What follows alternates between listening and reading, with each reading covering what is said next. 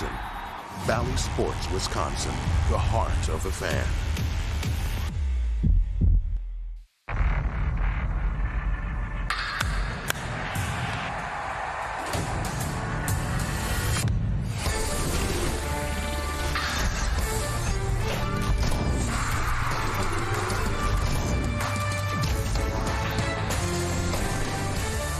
This Brewers Cup Series is presented by Aurora Healthcare, Chicago, Illinois.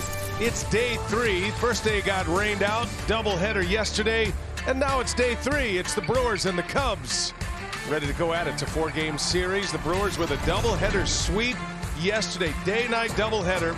Brewers with 3 home runs in the opener, and they won the opener 4-2 behind Freddie Peralta. Then they came back in the nightcap, endured an hour-and-a-half weather delay, and won it 6-3, all 6 runs coming in a big 5th inning. So the Brewers interplay today with a 7-game lead over the Cincinnati Reds. The Reds have lost 2 in a row. They lost last night in Atlanta. They are underway in Atlanta here tonight. With that, we welcome you. Great to have you with us, everybody. I'm Brian Anderson, along with Chris Singleton. We'll hear from Sophia Minard in just a moment. Brewers are rolling right now. They've had great success against the Chicago Cubs. They've won 7 straight against the Cubs, Singy. And tonight, they're going to roll up their ace, one of their aces, in Corbin Burnes. Yeah, not looking good for the Cubs right now. That 6-game losing streak. They've lost 8 in a row at Wrigley Field. But Corbin Burnes just continues an all-star first half. But look at it here, folks. 32 starts under his belt. That's what we would classify as a full season. So a full season of starting under the belt of Corbin Burnes, a 10-7 record, 3.04 ERA. But there's more, and it's much better than that. If you go back to the start of 2020, these are the other pitchers that he is in the conversation with in terms of strikeout rate. Jacob deGrom, Shane Bieber, Garrett Cole. We know he doesn't walk many guys. The strikeout to walk ratio is off the charts. And I tell you what, we are witnessing one of the best single season performances in a long time as far as the Brewers uniform. That is our American Family Insurance Spotlight. Corbin Burnes moved up a day. He's on regular rest, but they're trying to give all their starters an extra day. So because there is the hole in the rotation right now, Burnes and Woodruff will pitch the final 2 games of this series against the Chicago Cubs. The Brewers have had their way at Wrigley Field this year. They're looking for their 8th straight win against the Cubs overall. We got lineups and first pitch. Brewers-Cubs, game 3 of the series, coming up next. We are just about ready for baseball at Wrigley Field, Chicago. We might be fighting some weather again tonight, so settle in with us. Brian Anderson, Chris Singleton, Sophia Minard, Colton Wong ready to go here. He and Yelich and Adames will be the first 3 up against Jake Arrieta, and the first pitch of the ball game is down and in, and away we go. Escobar, Narvaez, and Garcia make up the middle for Craig Counsell, with Tellez, Kane, and Burnes rounding out the starting 9 against Jake Arrieta, and that is a shot opposite field. Colton Wong thinking extra bases on his way to second, and he is in there with a leadoff double. Good way to start the night for the Brew Crew. They'll look pretty flat there, and Colton Wong is just doing a nice job of staying on pitches, running away. Jake Arrieta has struggled this year. The former Cy Young Award winner, former All-Star, World Series champion with the Chicago Cubs, is having a rough one, and not the way that he wants to start this one after a hot Brewers club took 2 of the 2-game doubleheader yesterday. Brewers have won 7 straight against the Cubs. They are 11-3 against their division rival this season, and they're 6-2 at Wrigley this year. Christian Yelich back in the lineup in the 2 spot, did hit leadoff yesterday. Yelich in the middle of an 0-for-20 slump at the plate. He did have a go-ahead RBI yesterday, though, on a ground out. Want to build off of that for sure. Here's an opportunity as well. Play the game. Situational hitting. Hit something hard to the right side. At worst case scenario, advance Wong up to third. He's there with less than 2 outs. And that big breaking ball by Arrieta. 0-2 the count on Yelich. Yelich at 226. He has 6 homers, 29 runs batted in. And this is turning into a year to forget for him as well. However, the Brewers are playing well, and they open play today 7 games up. in the National League Central, and that this is a playoff year for Milwaukee, which the expectation is that it will be. Yelich figures to be a big part of it. High fastball missed. All right, take a look at Jake Arrieta's talking about the struggles. This is his 20th start of the season. That ERA is very high, 6.34, and he's been getting hit harder than he has ever in his career. That slugging percentage and OPS off the charts. Last 7 starts for him. The Cubs have lost all of those games he has been on the mound. And a breaking ball misses to Yelich. 2-2 the count. Arrieta's ERA in his last 12 starts over 8. A different pitcher than what we're used to seeing, and getting to the end of his career. Cubs in a full-on rebuild, trading away significant pieces at the trade deadline, including their big 3 offensively, and Bryant and Rizzo and Javi Baez. Traded Craig Kimbrell, Ryan Tepera, Andrew Chafin. They lost a big chunk of their bullpen as well. 3-2 the count on Yelich. Weather forecast not great at Wrigley Field, Chicago, by the way, as you see this changeup that missed from Arrieta. At this point of his career, he doesn't have that late life on a lot of his pitches, so more critical than ever for Jake Arrieta to hit his spots and do the best he can to play catch with Wilson Contreras. Got Wong at second base, and Yelich muscles one. That's fair. Down the line it goes. Wong will turn and head home. Throw goes to second, and Christian Yelich with a base hit and an RBI, and the Brewers strike first tonight at Wrigley. However you can get it, you'll take it, but a very awkward looking swing, a pitch that you were thinking Yelich is going to try to pull to the right side to advance Wong up to third base, but actually got jammed, and it worked out great because they're playing him so far off the line at third. Needed that. Snaps an 0 for 20 streak, and an RBI single for Christian Yelich, his 30th ribby of the year. The Brewers on the board first at Wrigley Field tonight. That brings up Willy Adames. Game number 70 as a Brewer for Willy Adames, and it has been a memorable run in Milwaukee for this very talented player. First game as a Brewer was May 22nd. Had 3 hits in the doubleheader yesterday. Had an opposite field home run in yesterday's game. That was a key homer in game 1 that tied the game after the Cubs had taken the lead. Pulls that one on the ground, through for a base hit. Boy, the Brewers are finding the holes early. 3 consecutive hits to start the game.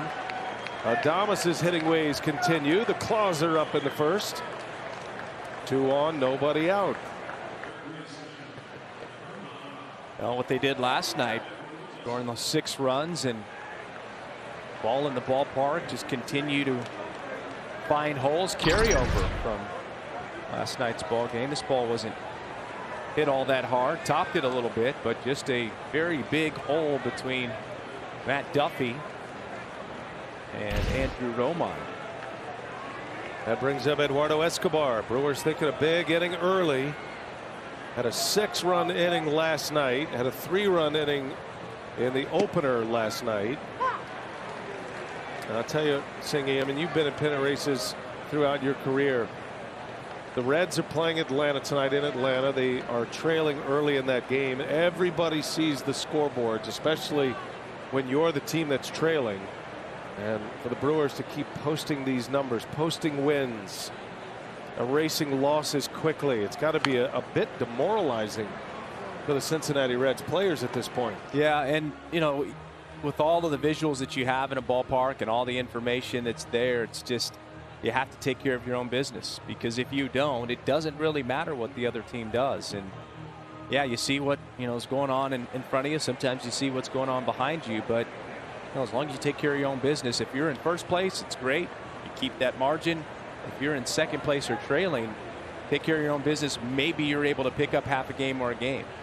0-2 pitch. Escobar pulls one on the ground, and it's bobbled by Schwindel. He'll recover, and we'll take it to the bag. That's the first out of the game. Both runners advance for Milwaukee, Yelich and Adames.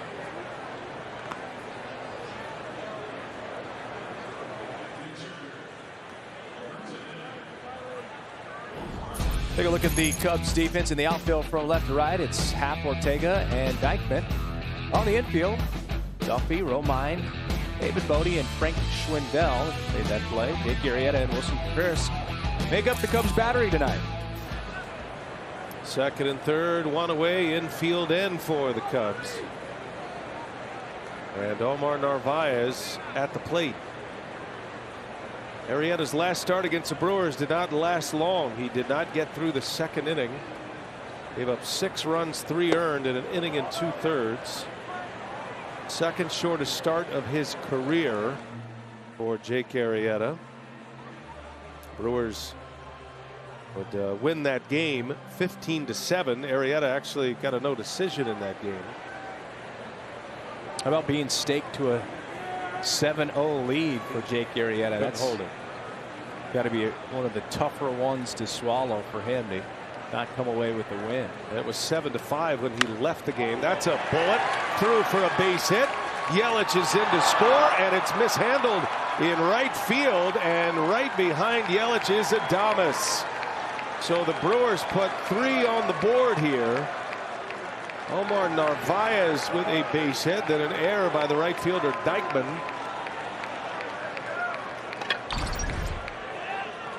Well, not a good start for Jake Arrieta, not good start for the defense either. And Dykman, what happens typically with outfielders, you get a little anxious, that head comes up right at the end, and you don't see it into the glove. Actually, he did a pretty good job of keeping the head down, but just didn't keep the glove down.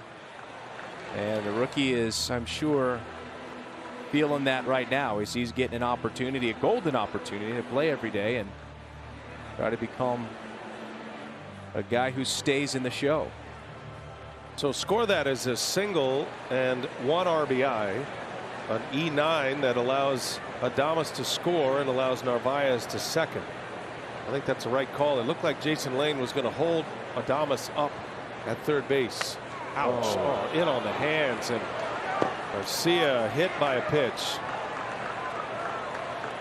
I actually think that was a swinging strike.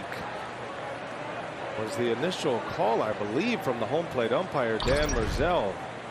Now remember, last night had a very similar thing. I mean, almost identical to what happened last night. And remember, Sophia reporting when she spoke to him that he'd lost feeling in his pinky finger for a few minutes and then seemed to be okay. But you don't want to do that back-to-back games, that's for sure. I've got a lot more flesh than the one last night, which hit the knob of the bat. This one got more of the back of the palm and the pinky finger. So that's back-to-back days. Athletic trainer Scott Behringer is out checking on Avi Garcia. It's just so scary in there, Chris, because, you know, bones in the hand, the fingers, and those are easily breakable bones in there. And to have this happen in back-to-back days, very scary. You almost wonder if Craig Counsell is going to allow him to stay in this game or just try to take that extra precaution and try to get him out of there early, just knowing how important he is to this offense over the long haul and a season with expectations for good things in October. I think they're going to take him out. Question is, was it a strike or not? Was it a swinging strike? I think it might be. But Avisail Garcia is coming out of this game. Brewers do not have an off day on the schedule until Monday. They're in the middle of a stretch of 10 in a row.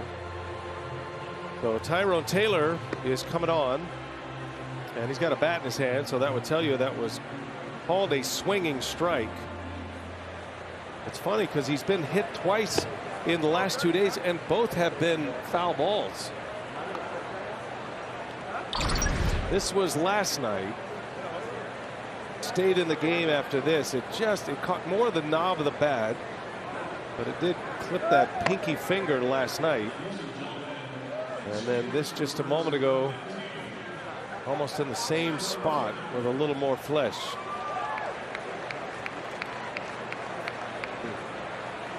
Well, he's got that bottom hand that hangs over the knob just a little bit, so there's more exposure.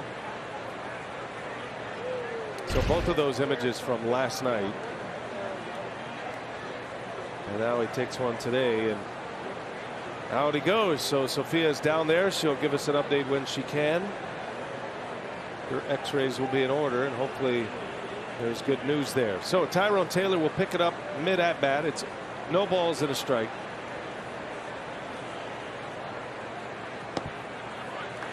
Garcia had been hot as well. He had driven in 11 runs in his last 13 games. Taylor's been swinging a good bat himself. He's played a lot with Yelich down on the COVID IL. So he is certainly fresh and ready to play. Been getting regular at bats here lately, and he shoots one to right field, a base hit. Narvaez around third. He'll score easily. Tyrone Taylor steps in for Garcia, delivers an RBI single, and the Brewers lead 4-0 in the first. That's called staying ready right there. Look at that big smile. You got to love it. Not what you expect. First inning, and you're a guy that's not starting the ball game. You're thinking maybe fifth, sixth inning. I'm going to be ready to come in for a pinch hit at bat. And he comes in ready to jump all over Jake Arrieta. That was a free at bat for Tyrone Taylor. If he makes an out, that would be credited to Garcia. If he gets the knock, he gets to keep it. Tommy Honaby out in the first inning here. There's only one out.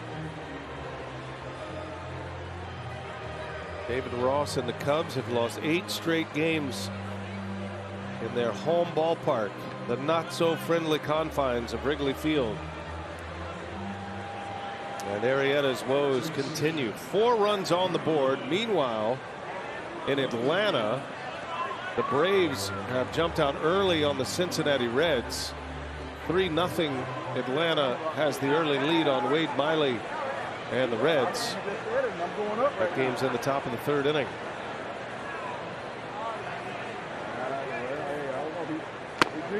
Rowdy Tellez, 7th batter of the inning. Brewers have 5 hits, 4 runs are in. They've had a 3-run inning in this series already, a 6-run inning in the second game of the doubleheader last night. That was in the 5th inning. And now they put 4 on the board.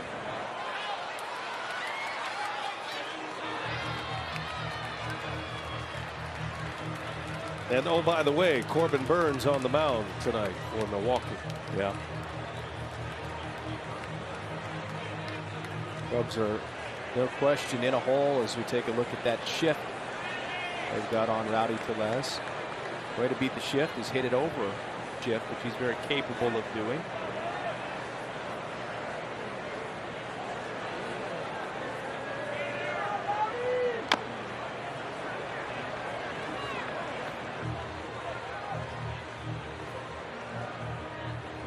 I'd say yesterday's doubleheader, BA, the Cubs obviously don't have the roster that they had a few weeks ago with Baez and Bryant and Rizzo and other guys in the bullpen. But they seem to be pretty sound. You know, here in this first inning, you're seeing defensive positioning looks a little bit off. The error by Dykman in the outfield.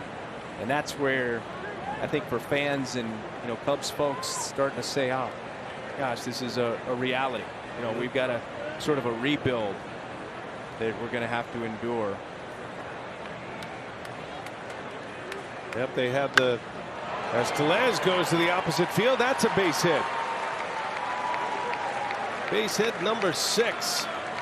Still only 1 out. Brewers came to play tonight, and they are roughing up Jake Arrieta. 8th place hitter Lorenzo Cain will bat in this first inning. He's in our Jimmy John's Freaky Fresh Take. Lorenzo Cain in his last 11 games since coming off the injured list with the hamstring injury. 14 hits in those 11. He's hitting .341. He's got a homer, which came last night. 9 runs batted in. Has 7 runs scored and 3 stolen bases. Impact player Lorenzo Cain. And finally, His first home run in about 3 months last night. He said, "Thank you," as he takes a strike from Arrieta.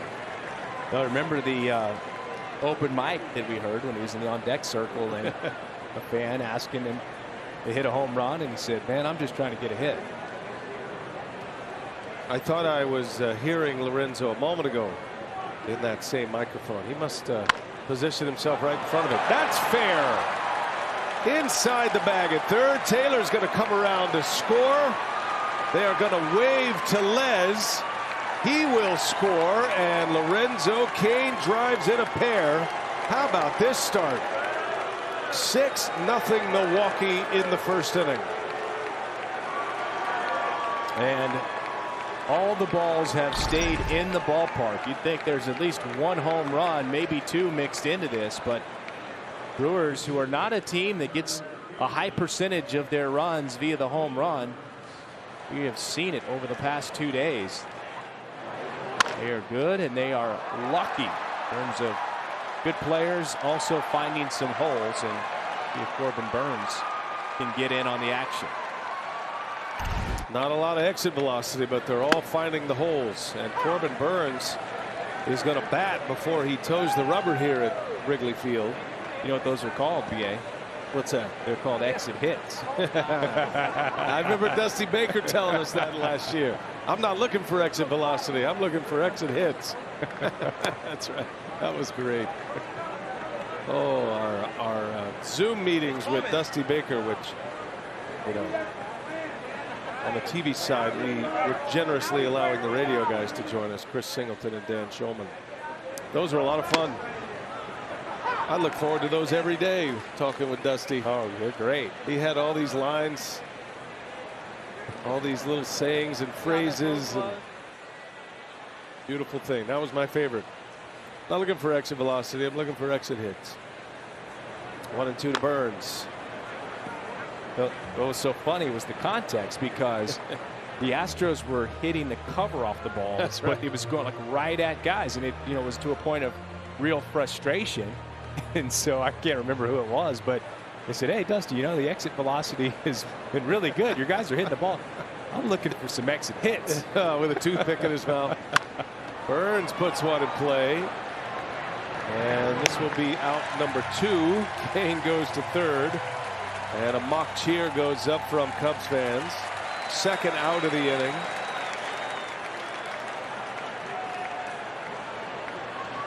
Well, before many have even made it to their seats. 6 runs on the board for the Brewers. And their second consecutive game where they've scored 6 in an inning. And batted around. I mean, you may go months without a 6-run inning. 2 in 2 games. You know, I like to consider my scorecard as sort of a work of art, but when we bat around, I like it. The fact that the offense is, you know, generating, you know, runs and everything else, but it's not great for the scorecard. The look I keep mine in pencil. Got to move every inning over now. What an inning. And the last 2 games for Jake Arrieta have been a disaster for Jake Arrieta. First time this year the Brewers have scored 6 in the first inning. It's the most runs and hits allowed in a first inning in Arrieta's career as well. Colton Wong, the man who started all of this with a leadoff double down the left field line.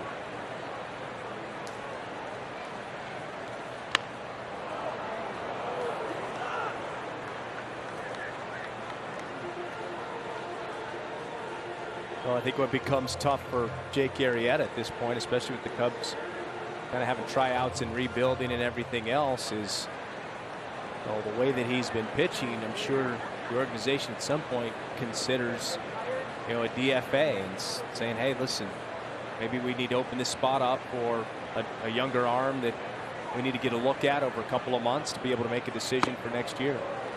Got to be on the table, because this is sustained outings here where he has just not pitched well.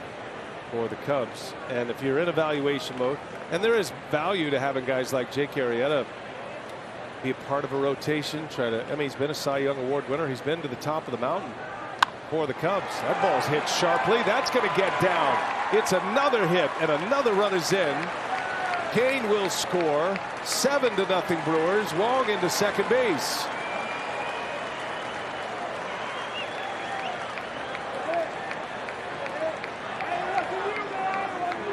This is an early laugher over in the Brewers dugout. Colton Wong is doing such a nice job of not flying open with the front side. I mean, it's kind of, I guess, explains why he's had so much success against lefties. And what's critical is, staying close with the front side. A lot of times as a left-handed hitter, when you're facing a right-hander, because you see the ball so well, you can get a little anxious and open up, but that's not the case for Colton Wong. He stayed on that two-seamer in both at bats tonight and hit the ball very well to the opposite field. RBI double for Wong. He's got 2 doubles in the inning. And now Yelich takes a ball. 11th batter of the inning. The Brewers have 8 hits. They've scored 7 runs.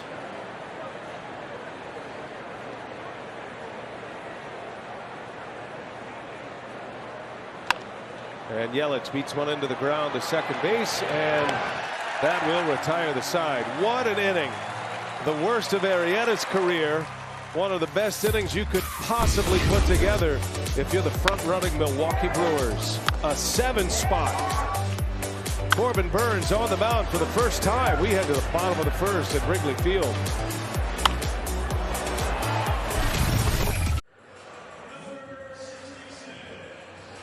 What a start for the Brew Crew tonight.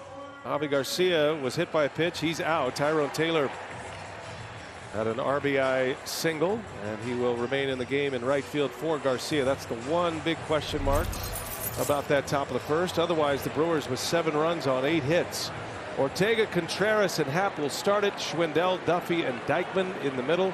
David Bodie, Andrew Romine in the pitcher spot. Jake Arrieta. Corbin Burnes has a 7-run lead before he even toes the rubber. And now we'll see if Burnes can keep it rolling here tonight. Elevated 1 day into the rotation, but he is on regular rest. Brewers have been functioning in a 6-man rotation, and because Aaron Ashby was able to pick up the second game last night, then Burnes gets the call tonight. Singy and possibly Woodruff tomorrow. He is in the probable section.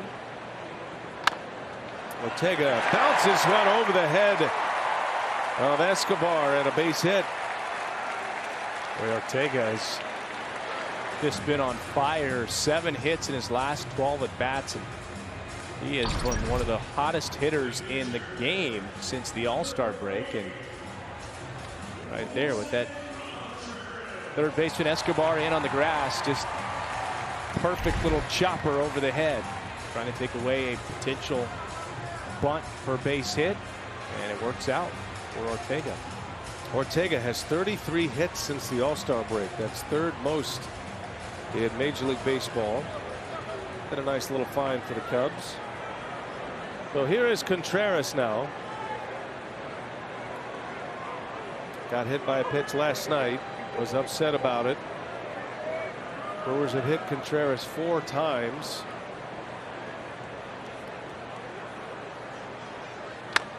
And a bouncing ball.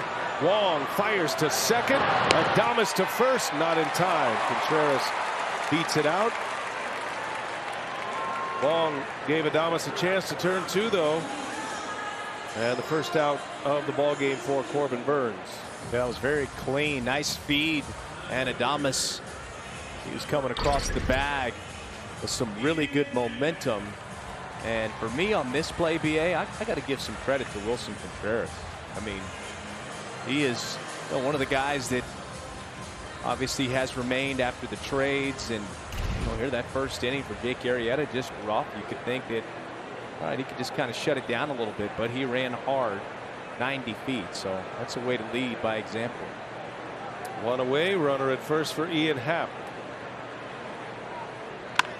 On the first pitch, got a chance to turn 2. Adames over to first. There you go. And a 4-6-3 double play. And the Cubs come out swinging early in the count. And Colt Wong, 2 doubles already, and putting on a defensive clinic in the bottom of the first inning. The Brewers have a 7 spot on the board. Willy Adames a big part of it. The Home Depot getting more done. All right, Singy, how about most extra base hits in the National League since May 22nd? He's at the top of the list. Fernando Tatis Jr. injured, out with a shoulder injury. Rhys Hoskins is injured as well for the Phillies. You got Swanson, Jesse Winker, and Manny Machado on that list as well. Nobody's been better, though, in the extra base hit department than Willy Adames. Hey, can I get a picture in the middle of the game? I got to get a copy of that one. He's available. That's pretty bold. He is available. And Adames on the first pitch, a shot that is down. One hop into the ivy, and another extra base hit on the list for Willy Adames. It's a double to start the second inning. You know, as you're reading off those stats about Willy Adames, take a look at this little spinner. A breaking ball that just didn't have much movement. Or Tim Dillard would call that more of a cement mixer. And Adames all over it. But with Willy Adames, you have a player that was in Tampa, and he was very happy in that environment. Loved his teammates. A lot of times you think you get moved out of an environment like that, you might be depressed a little while, and it takes some time for you to get, comfortable and accept your new surroundings. But not the case at all for Adames. Here's Escobar. He pulls one foul. There's some really interesting stats coming out about Willy Adames, because I think there is some movement for an MVP consideration with Adames. And one of the things that jumped out at me was his clutch numbers, how he does in close games, late in games, and he is among the best in that category as well, in those clutch numbers. Matter of fact, he's got an OPS over 1100 in those clutch moments. So, I think you can have analytics work for you or against you, but what we see with our own eyes, you can now quantify with numbers. And not only has the guy been delivering, but it's just like the right times he is delivering in those big moments, just like the home run yesterday, Singy. As the Cubs score, they get a run on the board. It's a shortened game anyway. Boom, right away, Adames hits a home run to tie it. Yeah, there's no question that, from the national platform that, there are going to be people that are throwing Willy Adames' name out there beyond just, Brewers folks and around, the city of Milwaukee, the state of Wisconsin. We're starting to hear his name more and more on MLB Network, on ESPN. I still think Tatis he's the front runner. If he comes back and can play a number of games, I think he's got a chance to win that and would be the favorite. But I'm not sure he's coming back. At least if he comes back, what kind of player he's going to be. Well, they've been working with him in the outfield, and so the plan is, what we're hearing is, when he returns, Fernando Tatis Jr., that he's going to be somewhere in the outfield. He's been working out in center with their outfield coach, Wayne Kirby. A swing and a miss. Escobar strikes out. First strikeout for Arrieta after the leadoff double. I'm sure Escobar would like that pitch again. You can see the look on his face after he just swung through that, asking himself, how did I miss that pitch?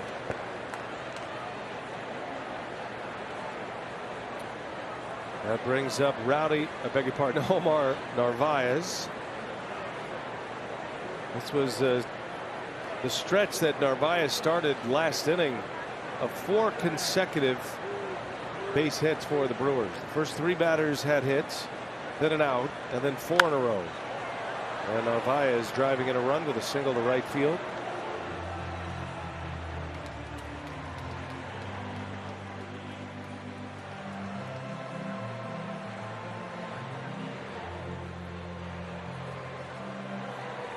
Bit of a shift on with Bodie in the outfield grass against Narvaez. Omar with RBI number 36. All-star catcher for the Brewers. Cutter from Arrieta misses inside. Cubs do have activity in their bullpen. Michael Rucker has been throwing just in case Arrieta can't turn the valve off here. Brewers already have 9 hits.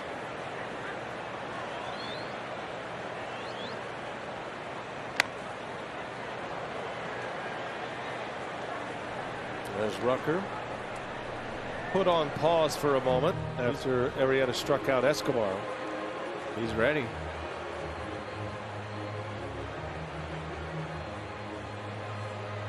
Meanwhile, Corbin Burnes had a 4-pitch inning that included a base hit.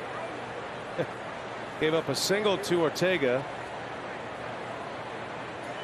Got Contreras on a fielder's choice, then a 4-6-3 double play ball from Ian Happ. 1 ball, 2 strikes the count. And a changeup fouled away.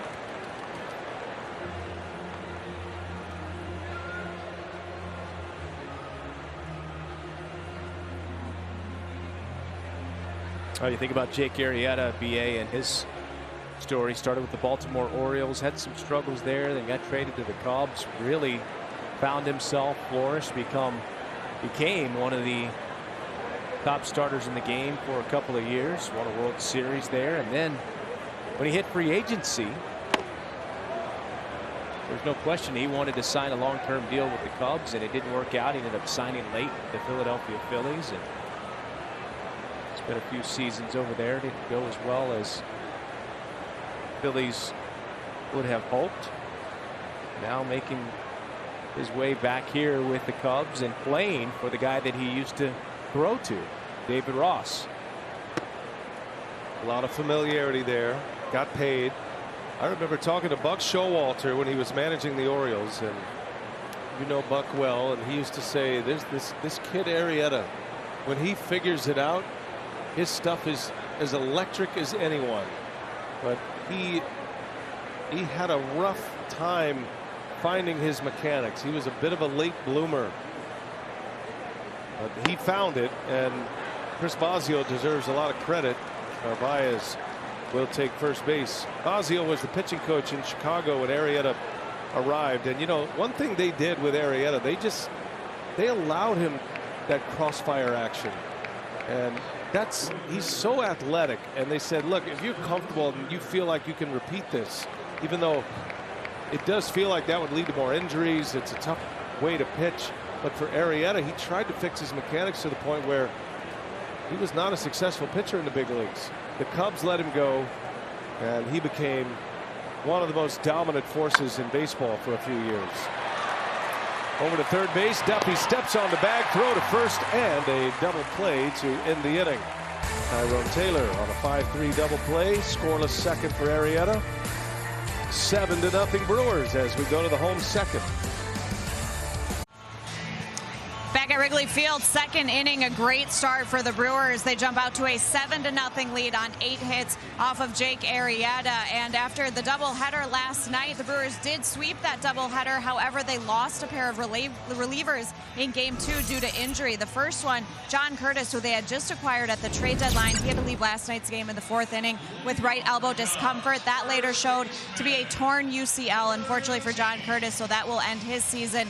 And then also the lefty, Angel Perdomo, who pitched in Game 2, he also left the game and suffered a lower back strain. So both of those relievers have been placed on the IL. But BA and Singy, that did clear the way for Brewers rookie Justin Topa, who was excellent in 6 games for the Brewers last year. He had a .235 earned run average with 12 strikeouts. He unfortunately suffered a right elbow strain at the end of spring training. He was ready to make the opening day roster, suffered that elbow injury, has been rehabbing and working his way back. He pitched in 10 games in rehab appearances, pitched very well. He is activated and here with the team today. It's been an incredible season and so many injured players. Speaks to the depth of the organization. But the Brewers have just churned through a massive amount of players this season. Sophia, I know you were watching Tyrone Taylor as well. It looked like he grabbed a little bit at his hamstring. Craig Counsell came out, talked to him after he hit the bag at first. He is back in right field, and Sophia's keeping an eye on him, and hopefully no worse for the wear for Tyrone Taylor. Was a swing and a miss and a strikeout for Burnes. as Frank Schwindel is Corbin Burns' first strikeout victim of the day. Oh, just a wicked breaking ball there. And it was never over the plate. But when you know a guy like Corbin Burns doesn't walk hitters and he strikes out a lot, that will make you automatically, as a hitter, expand your zone, just trying to put the ball in play somewhere. That brings up Matt Duffy. If you're just joining us, the Brewers score 7 in the first inning off Arrieta. Javi Garcia was hit by a pitch, though. He had to leave the game. It won't show up in the box score as a hit batter, though. It was a swinging strike, and he was hit right on the bottom of the hand, the pinky area. So second consecutive day he's been hit in that spot. He left the game for Taylor. Nasty knee buckler. The curveball from Corbin Burns to get to 0-2. That's not fair. That was the hammer. That's usually that strike 3 pitch that just sends a guy back to walking back to the dugout, shaking his head.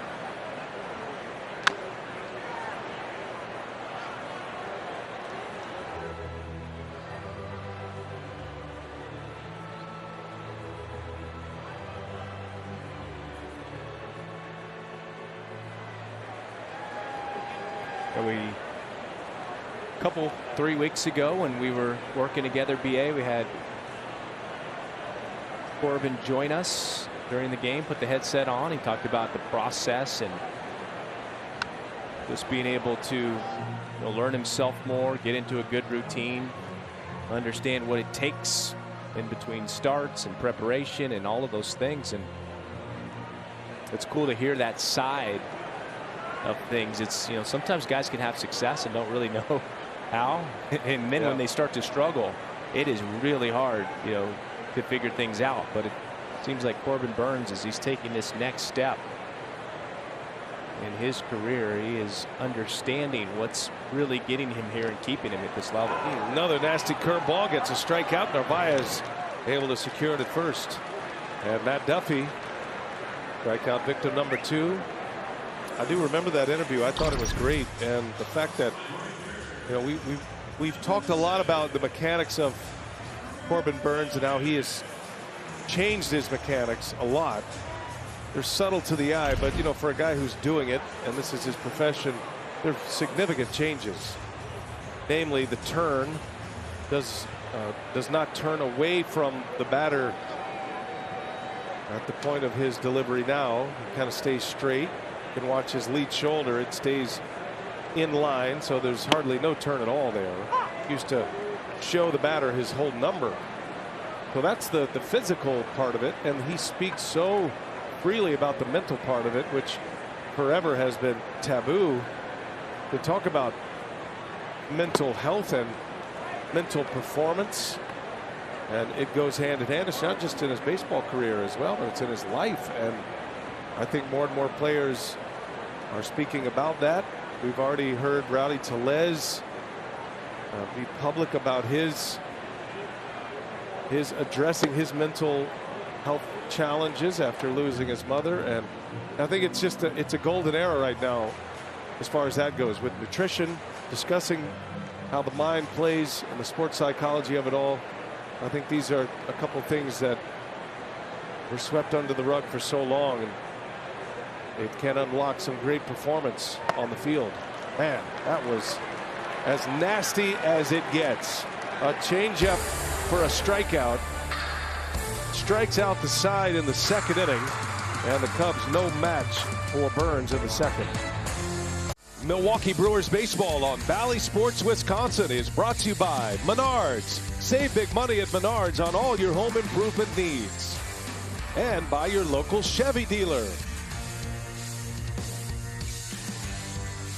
Second City, Chicago, Illinois. Game 3 of the series. The Brewers off to a great start. They lead 7-0. 7-run first inning. And Jake Arrieta having his troubles early. Jace Peterson will bat. He's going to hit for Rowdy Tellez. I don't know if this is an injury situation for Tellez. Sophia's down there. We'll get an update when we can. But right now, Garcia's out of the game with an injury. Taylor looked like he was grabbing at his hamstring. Shift was on. That's going to be a tough play and no chance to get Peterson. That'll be an infield hit for Jace Peterson. Broke his bat, but a base hit out of it. How about it tonight for the Brewers? Tyrone Taylor comes off the bench.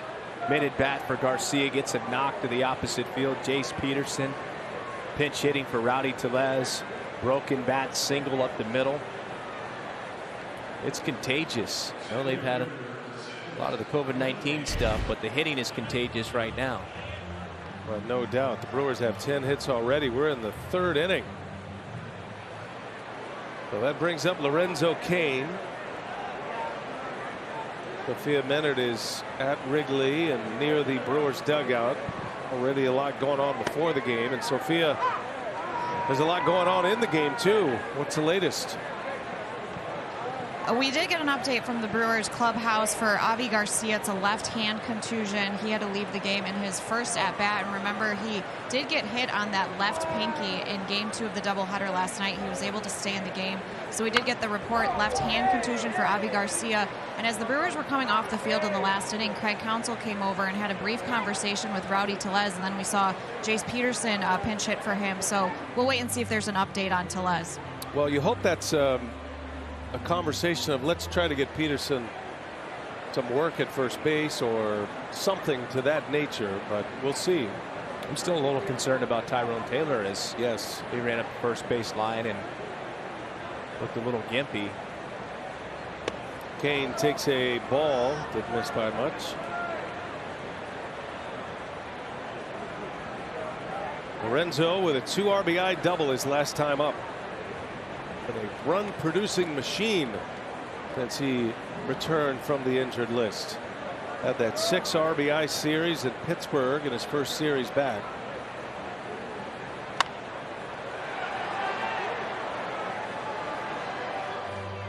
Was out 2 months with a hamstring injury. He had a quad injury earlier in the year that knocked him out for a couple of weeks.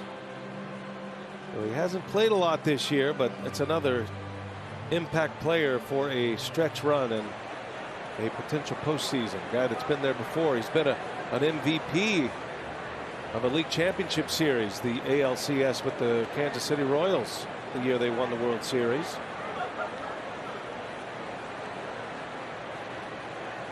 The 1-2. 2-2 now. Yeah, for Lorenzo Cain at this point of his career, even if there weren't injuries, you still don't want to run him out there for 155 games. I think that's sweet spot for him where he can be most productive. That was probably closer to 135, 140.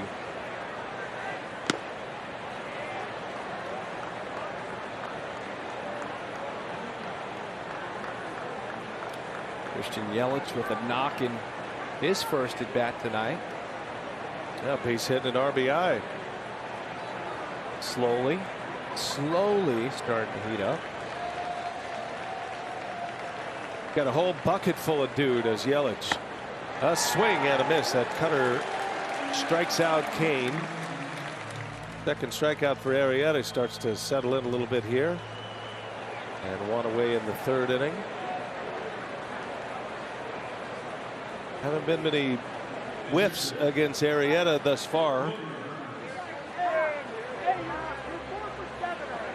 Yeah, this year on the season, strikeout rate 7.8 per 9 innings, and a lot more balls in the air, which has led to a very high run rate for him. Burns trying to bunt Peterson over. Brewers have only whiffed twice tonight. That would be considered a whiff. A missed bunt attempt by Corbin Burns. But that put an asterisk by it. He's a pitcher.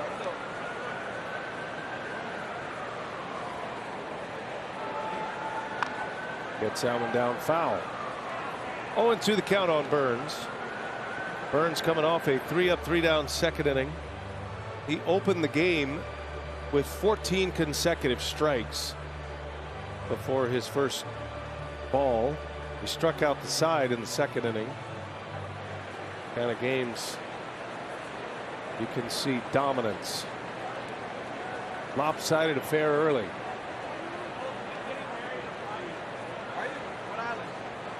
Oh, and 2 the count with Peterson at first. And he runs right through it. A strikeout for Arrieta. 2 outs in the inning now. Gives us a chance to hear a quick word from our friends at Feldco. Slide into savings with Feldco. 45% off windows. Feldco, improving lives one home at a time. Call 866 for Feldco.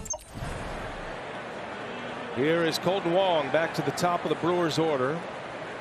3rd time around already here in the 3rd inning. Brewers brought 11 batters to the plate in the first. Going to get by Contreras. Peterson will stay put. Wong with 2 doubles tonight. Double in a run scored in the first, double in an RBI later in the first. Figure Jake Arrieta, in an effort to get Colton Wong out, is going to have to probably work on the inner half of the plate. Outer half has not worked. Wong has gone with the pitch the other way both times. There we go.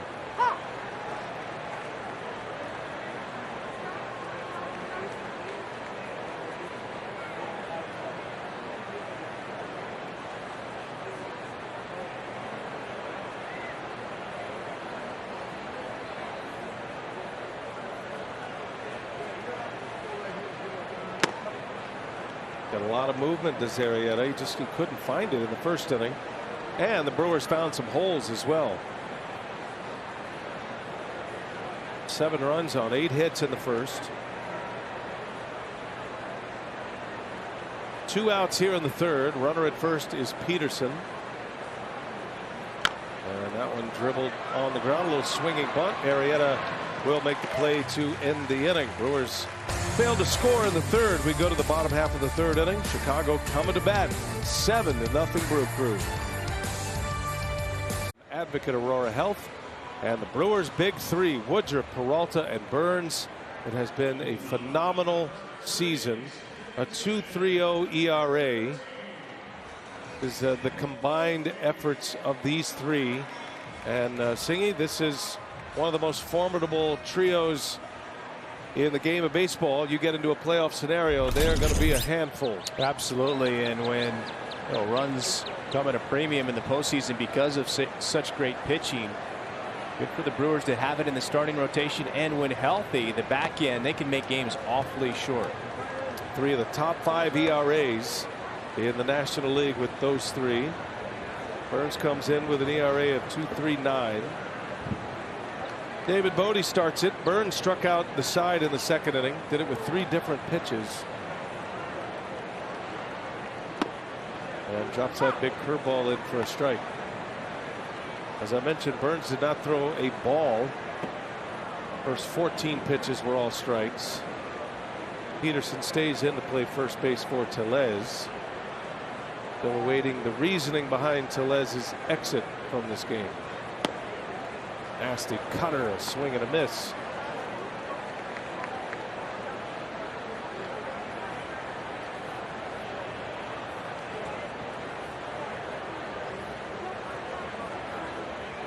Pretty good crowd tonight at Wrigley Field. The weather's better. They are expecting some bad weather a little later in the night. They got about an hour, hoping it skirts Wrigley Field, but you can see the wind starting to kick up. A swing and a miss. He got him with a slider. 4 straight strikeouts for Corbin Burns. And Singy back to the second inning. 3 Ks, 3 pitches. Yeah, just filthy as we just saw that slider. Here's another one. Just teasing the bottom of the zone. He's getting hitters swinging pitches that aren't even strikes. That curveball there, bounces it, and then turns over the changeup. Secondary pitches just in force tonight. And again, when you have the reputation that Corbin Burns does, you're facing a club like the Cubs, they're going to be swing happy, knowing that you throw a lot of strikes, and then you don't have to throw a lot of strikes. Gets ahead of Andrew Romine, the switch hitting shortstop.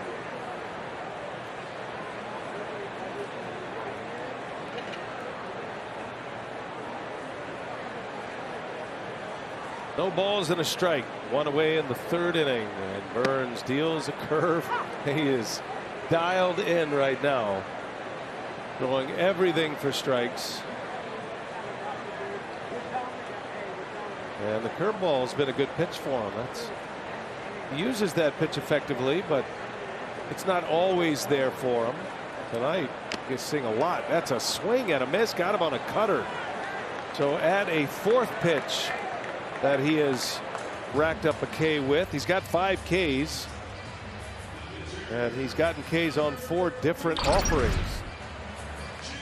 Oh, you could look in Romine's face as he was walking back to the dugout. And there's just a look of confusion in the eyes of the Cubs batters tonight with identifying pitches that Corbin Burns is throwing. We have an idea because we know what he throws and we're watching it, but at the plate sometimes you walk back to the dugout saying, what was that? Was that a cutter? Was it a slider? Now facing Jake Arrieta. Ortega had the first hit. First batter Burns faced, it was a single that bounced over the head of Escobar. Burns got a double play in that inning, so he's got a chance to go first time through the order in the first 3 innings. He spots that cut fastball on the corner. Been a pleasure to watch him pitch. The last 2 years it has been special.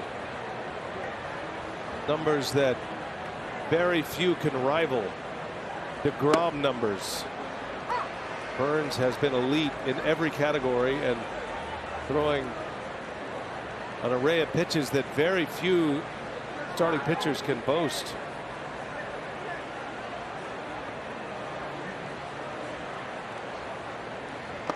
Got him. How about Corbin Burns? 6 consecutive strikeouts. He is dialed in at Wrigley Field. 7-0 Brewers. Here's what's on deck, brought to you by Menards. You got Yelich, Adames, and Escobar. It is all Milwaukee tonight at Wrigley. Milwaukee Brewers baseball on Bally Sports Wisconsin is brought to you by Cousin Subs. We believe in better. And by Toyota. Dear driver, hurry in and save. Toyota. On to the 4th at Wrigley Field as you get a beautiful shot of Lake Michigan there, and it's a beautiful night for the Brewers offense. 7-0 over the Cubs, and fans don't miss 2000s weekend starting Friday, August 20th, featuring giveaways of a Brewers 2000s t-shirt and a Ben Sheets bobblehead, courtesy of International Autos Group. For tickets, visit Brewers.com.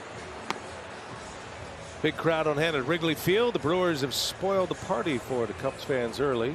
A lot of Brewers fans in the ballpark tonight as well. We head to the Brewer half of the 4th. Let's check in with Sophia Minnaert. Sophia, it sounds like we're finally going to see Josh Hader back in action tomorrow. That's right. The Brewers continue to get healthier after that COVID-19 outbreak, and the bullpen was affected the most. They've already gotten Hunter Strickland and Jake Cousins back. They were able to pitch in yesterday's game, and Craig Counsell told us that Josh Hader has cleared his re-entry testing that he underwent today, and so he will be ready to be activated tomorrow. So he'll be making his way to Chicago. He was not here this afternoon, but they're expecting to have him here for the series finale tomorrow for the rest of the road trip, and they're hopeful they can get Eric Lauer back over the weekend as well. He's expected to go through his re-entry testing as well. All right, Sophia, good stuff. There's so much news right now. Thankful Sophia is in Chicago for the series at Wrigley Field. There's just a lot going on with the ball club, and if the Brewers win tonight, Singy, I think the number that jumps out at you, the fact that the Brewers would have gone 6-3 without Josh Hader available. Not many teams that can withstand losing an all-star closer, one of the elite pitchers in the game, to the tune that the Brewers have, but they have pulled it off. Still a lot of game left in this one. When you go 6-3 without Josh Hader, you've done something. Devin Williams with a couple of saves. Brent Suter had his first career save as Yelich draws a leadoff walk in the 4th. Unfortunately, the strength of schedule at this time isn't the toughest. San Francisco Giants in last weekend and really felt the gap of not having Josh Hader available, but Cubs offense taking care of business in this series against the Cubs on this 3-city road trip, which they should do very well, and just happy that they haven't taken this opponent lightly at all. Bouncing ball to third. This is Duffy, and the throw is in time to get Adames. Yelich will advance to second base. And Adames retired for the first time. He's got 2 hits tonight. 2 out of 3 now for Willie. 4th inning at Wrigley Field. Corbin Burnes turning into a story as well. Giving up just 1 hit. That was the first batter he faced. He's retired 8 straight. 7 in a row, producing 8 outs is a better way to put it. Had a double play ball in the first to end the inning. Has faced the minimum through the first 3 innings. Arrieta has settled in somewhat. The Brewers hand Arrieta his worst first inning of his career. 7 runs on 8 hits. Matter of fact, the last time the Brewers had 8 hits in a first inning was 1982. That was April of '82 in Toronto. Pre-Rogers Center / Skydome days, when it was cold in April. That famous '82 team, Harvey's Wallbangers.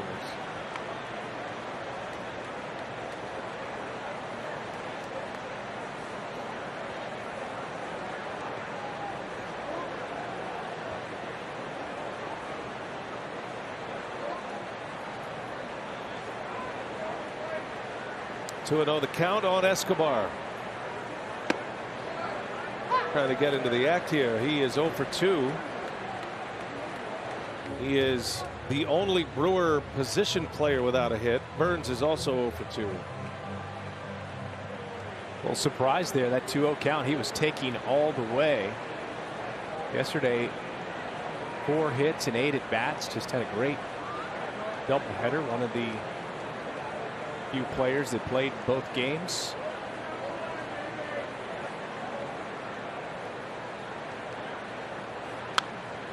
Started at first base in the first game of the doubleheader, and then was back at third base for the nightcap. He is an RBI machine, and he's got an at-bat with a runner in scoring position.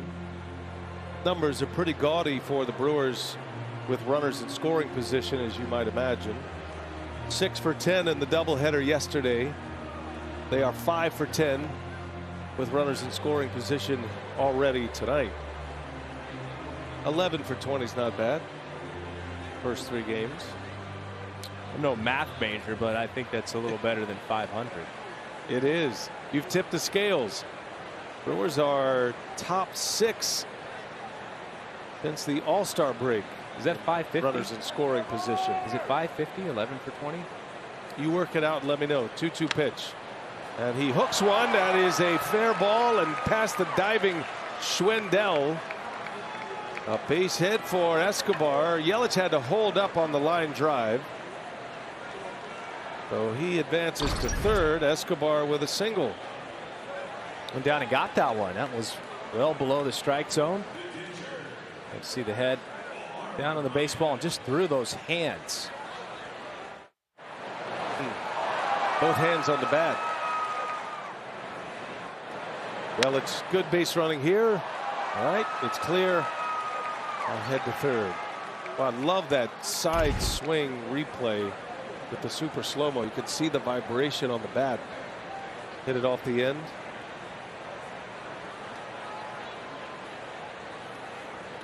This is going to be a good night for Chris Singleton to do some teaching. I feel like we're going to get a free hitting lesson tonight. As Narvaez turns one around into right center field, going to be caught by Ortega. Yelich will tag and score. Ortega did drop the ball, but the catch recorded. Sac fly and an RBI. And the Brewers have an 8-0 lead. It's a good job by Narvaez to fight that pitch off. It was cutting in on his hands. And managed to throw it out there just deep enough for Christian Yelich to score easily. He dropped it on the exchange. Good call. You're supposed to secure the baseball. A little different criteria for outfielders than infielders, but no challenge by the Brewers on that.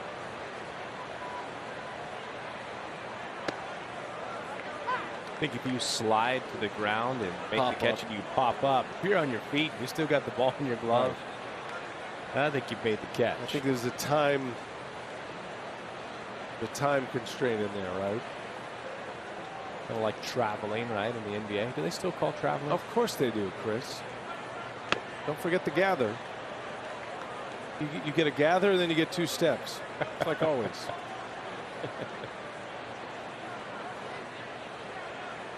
Were you taught to show an umpire the baseball, like on a sliding or diving catch? Or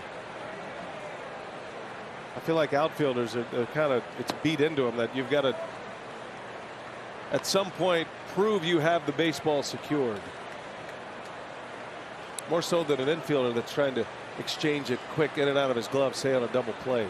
I was always kind of taught just to play it off, keep it moving. I remember one time we were playing Seattle Mariners there in Seattle, and Ricky Henderson hit one, and I went going for it in center field. I made a sliding catch where I trapped it and I knew it, but everything was like perfect. The slide was smooth. The little short hop went perfectly and cleanly in my glove, and I popped off and kept on jogging off the field. As if. And it was and Ricky was mad. Yeah, I bet he was. No replay. Bouncing ball to third. That was a little trap. Probably just what you're talking about. But Duffy makes a play for the out to end the inning. Brewers add 1 to it. Narvaez with another RBI. 8-0 against Arrieta and the Cubs. For our game reset, it is brought to you by Toyota. What a start for the Brewers tonight. 7-run first inning. Pounded out 8 hits. Colton Wong had 2 doubles in the first inning. RBIs from Wong, Narvaez, Tyrone Taylor, 2 RBIs from Kane. And meanwhile, a headliner every night he pitches. Corbin Burnes faces the minimum first time through the batting order. He has currently struck out 6 consecutive batters. And he is back to work in the 4th. Top of the order coming up. Only 1 hit allowed. Franchise history, consecutive strikeouts. Woodard has the record. Burnes has threatened that record on a couple of occasions, and he's got a chance to match Woodard with 1 more K right here.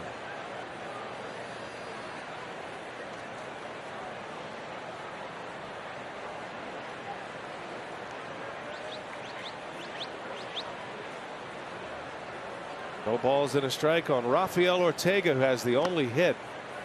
Burnes is looking no-hitterish tonight, minus that single by Ortega. And it was a batted ball right into the ground in front of home plate, but it bounced over Escobar's head at third. And Escobar was playing in on the grass, so perfect little chopper for Ortega. Not great for Corbin Burnes, especially how the rest of the night has gone to this point.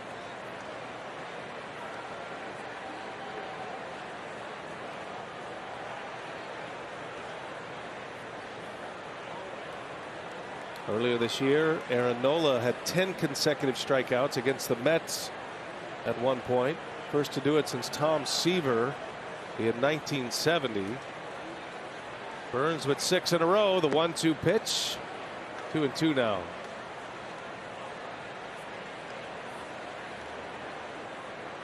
It's interesting, the players that we're getting a look at for the Chicago Cubs. Ortega here. We've seen Schwindel at first.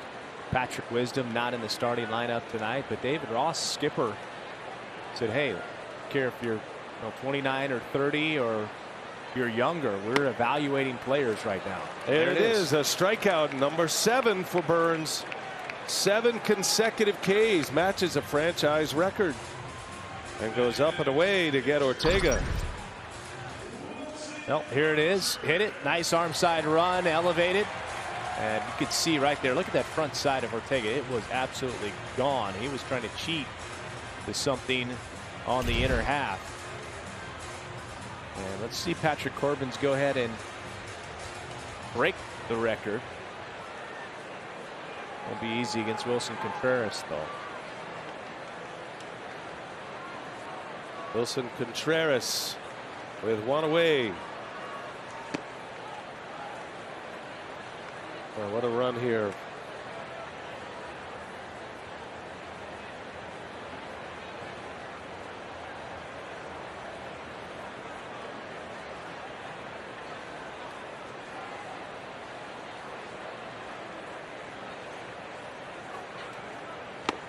Swing and a miss. Well, see if Burns can make it 8 straight. Got a guy calling the game for the Cubs tonight, Jim DeShays, who struck out 8 in a row to start a game, had a major league record. 10 in a row is the major league record overall at any point in the game.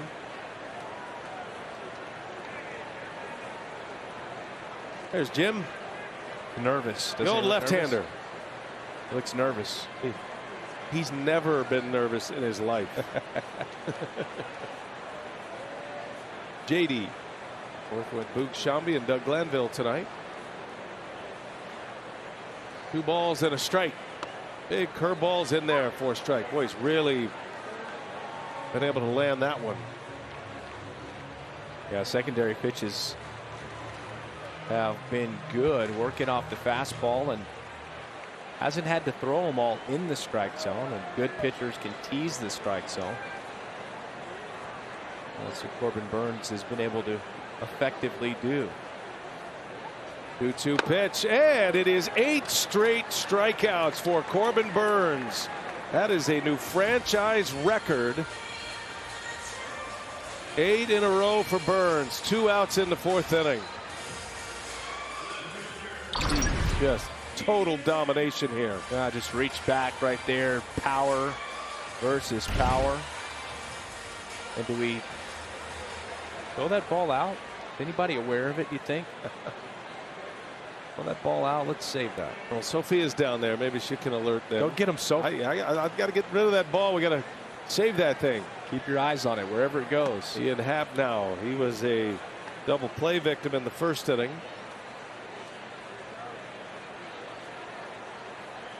A record that stood for 22 years. Big Steve Woodard in 1999. I feel like, you know, we've brought that note up over the years. Guys like Ben Sheets and Giovanni Gallardo and even CC Sabathia, but no one's been able to overtake Steve Woodard in the 7 in a row until tonight. Corbin Burns with 8 consecutive strikeouts. He is behind on Ian Happ. 2 balls, no strikes. Oh, there's the ball. That's the same ball right there. The 8th strikeout. Now it's gone. Got to go get it. Sophia's got to unplug and go wrestle that ball away from somebody. Where is it? Little do they know that is a famous baseball that cannot be found.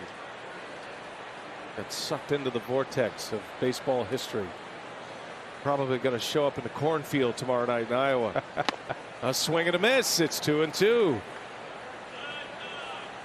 Well, Burns has a chance at 9 consecutive. There have been 9 players to strike out 9 in a row in the history of Major League Baseball.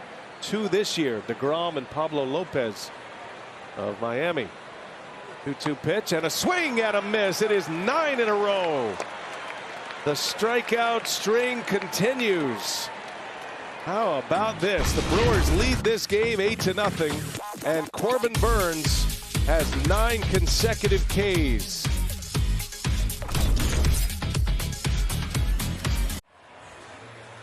Well, might be witnessing some history here. Certainly are witnessing Brewers franchise history, as Corbin Burns has retired 9 in a row via the strikeout. That is a Brewers franchise record. Check out our ballpark view tonight from the T-Mobile coverage cam.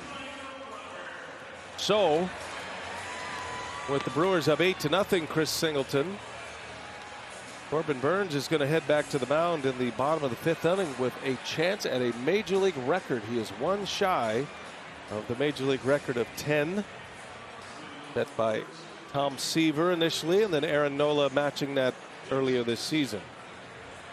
And he'll have Schwindel to deal with, who was the first strikeout victim that started this run of 9 consecutive strikeouts back in the second inning. Michael Rucker on the mound for Arrieta as Peterson fouls the first pitch away.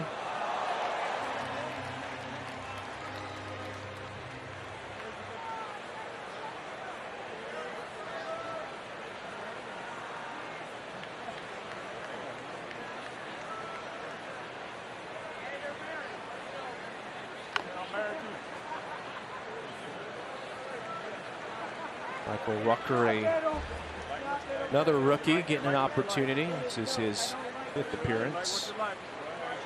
Saw 6 2/3 innings, all out of the bullpen. 6 earned runs, 8 strikeouts at 6 2/3, and 3 walks. Yeah, big bender right there. Peterson, a strikeout victim. We're getting a lot of strikeouts right now. They're on sale. Going fast.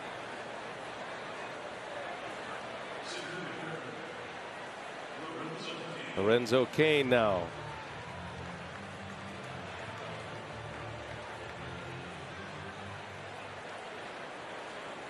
Cain drove in 2 with a double in the first.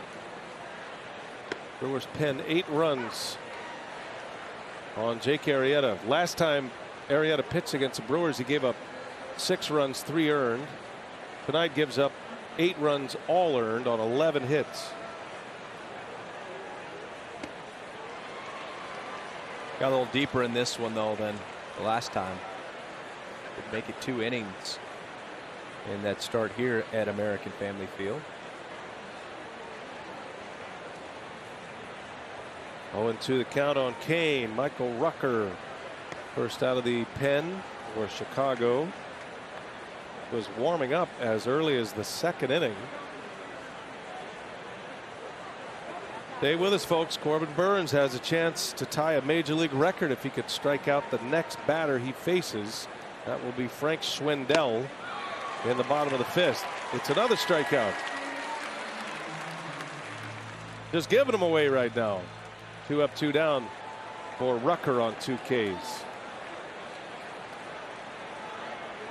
Well, more than a strikeout per inning for the young right-hander from Auburn, Washington. Out of Gonzaga. Well, played both at BYU and Gonzaga. Drafted out of BYU in 2016 by the Cubs in the 11th round. Burnes trying to break the strikeout streak here. And away, Van a miss. Yeah, that's a pretty good looking curveball he's got there. Let me ask you this. I just pronounced it Gonzaga. Yeah, that'll get you in trouble. Gonzaga. Right? There you go. So here's what's interesting is I grew up on the West Coast and I played football and baseball at Nevada. Right. As Burnes strikes out to end the inning. It was irritating when people would call us Nevada. That's right. Remember I that just next did it. time. I just did it. All right, we got a chance at history. Corbin Burnes back to the mound. 9 straight Ks. Let's see if he can get it. Well, you never know what you're going to see at the ballpark. Chance to be rewarded for hanging in there in an 8-0 game. 7-run first for the Brewers, but the story right now is Corbin Burnes, who has 9 consecutive Ks. It started with a strikeout to Frank Schwindel in the 2nd inning. And he has just kept it rolling 3 consecutive innings with nothing but Ks. Schwindel, Duffy, and Dykeman in the 2nd. Bodie, Romine, and Arrieta in the 3rd. And then he got Ortega, Contreras, and Happ last inning.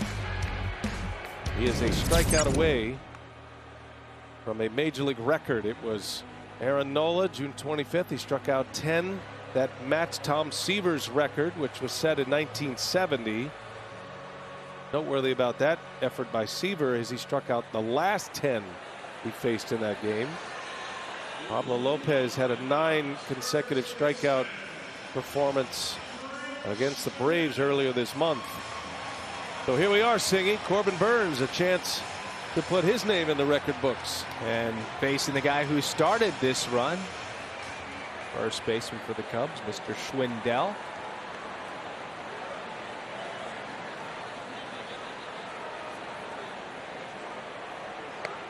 And he starts him with a curveball for a strike. That's in swing mode right now. A lot of these Cubs batters, as soon as the ball leaves the hand, they're committing to swing. And that's the slider, a swing and a miss, and it's 0-2.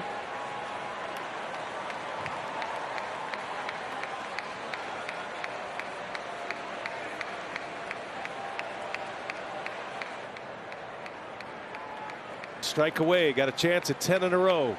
0-2 pitch and a swing and a miss. There it is.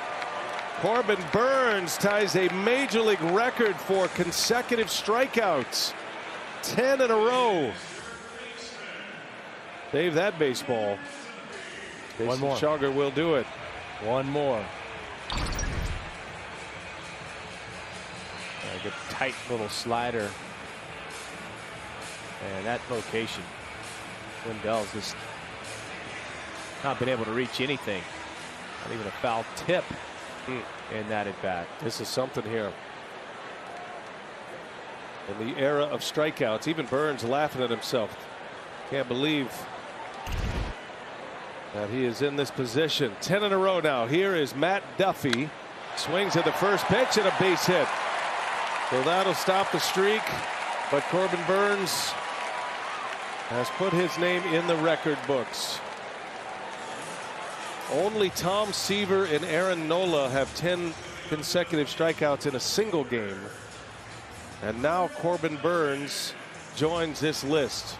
There have been a number of players that have had 10 consecutive strikeouts across multiple games. But in a single game, Burnes is a part of Major League history. Pretty cool. That's for sure.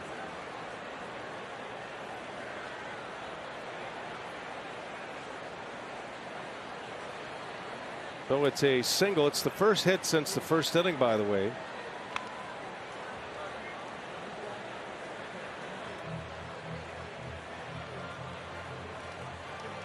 Burnes had retired 12 in a row to produce 13 outs. So he got the double play ball at the end of the first inning. 13 consecutive outs between hits. No balls and a strike to count on Greg Deichmann. I did a game Sunday for TBS with Zach Wheeler on the mound, and he retired 22 consecutive batters. He threw a shutout against the Mets, and in that moment, pitching at home in Philadelphia, I stated that a game like that propels him into the pole position in the Cy Young Award race, and I believed it then. Yeah. And I believe what Corbin Burnes is doing now puts him into that conversation as well. Burnes and Peralta and Brandon Woodruff all will make a claim at a Cy Young Award. The problem is they may all split votes being from the same team, but there's a lot of baseball to be played, and depending on how this finishes up and how these pitchers go. But a game like this, in a moment like this, this is going to be talked about all over, not just on the baseball highlight shows, all over the country tonight. And that's how you get your name in the books. And that's another K. Make it 11 for Burnes. So his last 11 outs are strikeouts. 2 men are gone in the fifth.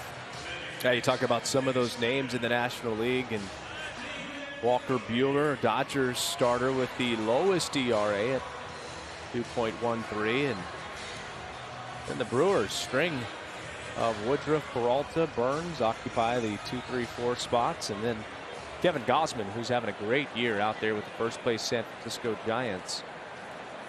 Number 5, your guy Zach Wheeler coming in at number 6 in terms of ERA. That's in there for a strike. That strikeout to Deichmann, by the way, the first called strike 3. The first 10 strikeouts were all swinging Ks.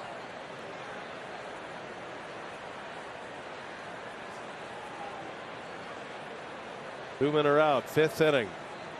David Bodie at the plate, and a swing and a miss. I mean, it is comical how good he is right now. Say what you want about the Cubs lineup. No Baez, no Rizzo, no Bryant. These are big league hitters, though. These are big league players. And Burns with an unusually high whiff rate against these hitters. Oh, this is one of those nights where clearly Cubs batters are just overmatched. Drive into right, hit well. Taylor makes the catch, crashes up against the wall. Heck of a play by Tyrone Taylor. And it keeps the shutout intact for Corbin Burns. Getting it all tonight, folks. Great offense, a 7-run first. Great pitching, a major league record 10 Ks. Save that baseball for Corbin Burns. An exceptional defense as well. What a night at Wrigley Field. 8-0 Brewers on this record-setting night at Wrigley Field. Hey, we invite you to set your compass due north Thursday nights on Bally Sports Wisconsin. Join host Travis Frank as he shares stories and adventures of outdoor enthusiasts in the upper Midwest. Due North Outdoors tomorrow at 6 p.m. on Bally Sports Wisconsin. Heck of a catch by Tyrone Taylor to end the 5th inning. Most importantly, this is an official game now. If we do get some weather moving in here later. 5 in the books. Brewers lead 8-0. Corbin Burns ties a major league record for consecutive strikeouts with 10. He's got 11 currently. And Wong with 2 doubles, both came in the first inning. 2 for 3 tonight.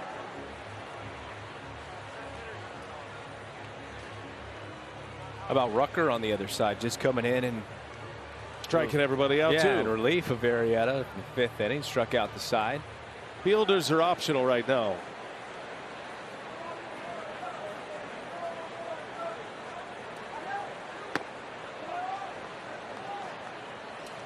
Did I tell you where Michael Rucker was from? He's from Gonzaga. There you go. That's better.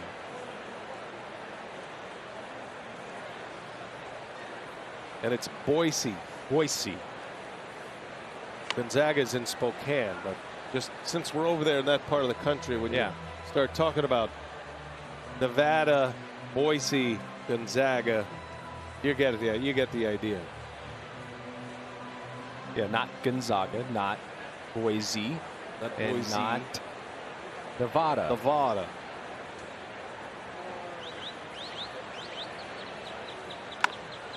On the ground, shift was on. Romine makes a play for the out. Now, there is the state of Oregon, but here in Wisconsin, there is an Oregon. In case that throws you off. You don't want to be correcting anybody when they say I'm from Oregon, because they might be from Oregon, Wisconsin. I appreciate all the tips. Now that you've had cheese curds and custard for the first time, we're really going to start acclimating you, Singy.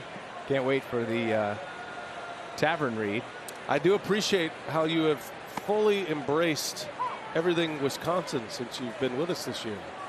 I mean, very few people have completely adapted to the state like you have in such a short amount of time. Very welcoming folks. You've been out sightseeing. You've stayed in hotels all around the state just to get a feel for Wisconsin, exploring during the day. Good for you. Wisconsin Dells, go up there in the morning. Been up to Door County. Hit the water slides a little bit. Come on back down. Christian Yelich had an RBI single in the first. Snapped it 0 for 20 at the plate. Walked and scored his last time up. Has scored twice tonight.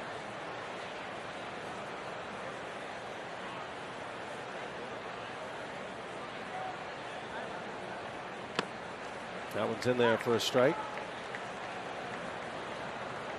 Brewers lead 8-0. 7-run first. Added one in the fourth on a Narvaez sac fly. Omar with 2 RBIs. Every position player in the lineup that's I can't say it that way because Tellez started the game but never only batted once, had an RBI. I'm talking about Garcia. Sorry, Garcia was hit by a pitch first at bat and was taken out. But Taylor, who pinch hit for him, had an RBI single in that first. A swing and a miss. 4 Ks now for Michael Rucker. Rowdy Tellez left this game earlier. Sophia Minard is there. What do you have for us, Sophia? Yeah, an update on Rowdy Tellez, right knee discomfort. So remember, he did leave the game, and Jace Peterson took over for him in the second inning. So Avi Garcia out of the game with that left hand contusion, and Rowdy Tellez right knee discomfort. We'll get more from Craig Counsell after the game on both of those. I'm curious, Sophia, what kind of buzz down in the dugout with Burns on his way to history there? Did you get a sense they were aware of it? Was anybody asking you about the significance of it? Quentin Berry was asking me about it. He was asking, how close he was to the record, what the record was. He's the one that's closest to me here in the dugout when the team is on the field. And I think, the gloves seem to be optional. I think after the split doubleheader yesterday, I think guys are enjoying this performance by Corbin Burns. I'm not sure the players are aware of what the record is, but Jason Schauger, of course, he was on it. He does have the ball. That is great because, the franchise record, there was a foul ball. So now that it's tied for a major league record, that ball still applies and is still a franchise record. The ball he used to get the strikeout. I was getting a little nervous there with that foul ball after Burns set the franchise record. Adames beats one into the ground to third base. Duffy makes the play for the out. 6 in a row retired by Rucker. The Corbin Burns show continues. He's back out for his 6th inning. Got 11 punch outs. The 6th inning, 8-0 Brewers, and fans stay in the know with the crew all season long. Download the MLB app to get in-game video highlights, live pitch-by-pitch, breaking news, player updates, stat leaderboards, and more. Get the MLB app today, free on your smartphone or tablet. Well, they're all coming our way tonight. Corbin Burns has gone viral tonight with all these strikeouts. First batter he faces here, Romine, pulls one foul. So Corbin Burns not quite done yet, though, chasing history. Thanks to our great statistician here, Dominic Cotroneo, and Ethan Cooperson as well, helping us out from Stats Perform. So Randy Johnson had 13 straight outs in a single game via the K. That was in 2001. That is the major league record for consecutive outs. Burns ended at 11. That's a line drive to Colton Wong. And the first out of the 6th inning. And just in case you're wondering, Kirby Yates had 17 consecutive outs as strikeouts across multiple games. So those are the 2 records that were out there for Burns prior to that line drive to right. Burns finished with 11 consecutive outs via the K, and the 10 consecutive strikeouts ties a major league record if you're just joining us. Tom Seaver and Aaron Nola. The pitcher Rucker is going to get a taste of Corbin Burns here. Interesting. He's going to hit for himself. He's just thrown 2 innings in relief. He's got 4 Ks in those 2 innings. David Ross wanting them to get some more outs. I would imagine this would be Burns' last inning. Still being mindful of his innings, even though he's been extremely efficient. And there is another K. Give him 12. Corbin's personal strikeout record is 13, which he set earlier this year against the Diamondbacks.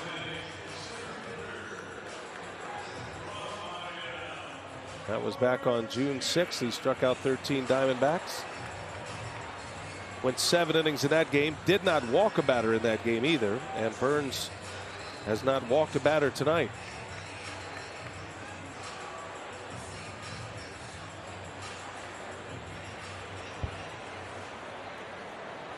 Top of the order, Rafael Ortega.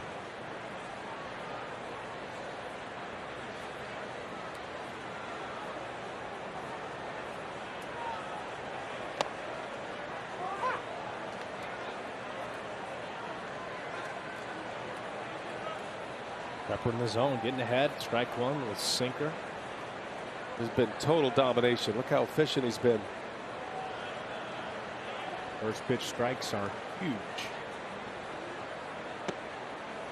99 with the fastball. That's so interesting when you think about at bats and just how one pitch changes so many things. You know, a 1-1 count, there goes to 1-2 or 2-1. Big difference for a hitter if you're in a 2-1 count compared to being your backup against the ball in a 1-2 count. Singy, that's the first curveball he has thrown for a ball. His first 11 curveballs were for strikes. That's been a real difference maker for him tonight. He usually has a good curve, but he doesn't normally land it with this kind of frequency. First 11 curveballs for strikes. And a swing and a miss. Tied him up with a cutter. Well, that's a tough pitch for a left-handed batter facing a right-handed pitcher. You see what looks like is a fastball that's coming in on the inside part of the plate, and it's the last pitch you want to get beat on or beat with, and you commit to swing with it, and then it just cuts in and darts under your hands, under your swing. Tried to backdoor him that time, was walking off the mound, thought he had another one.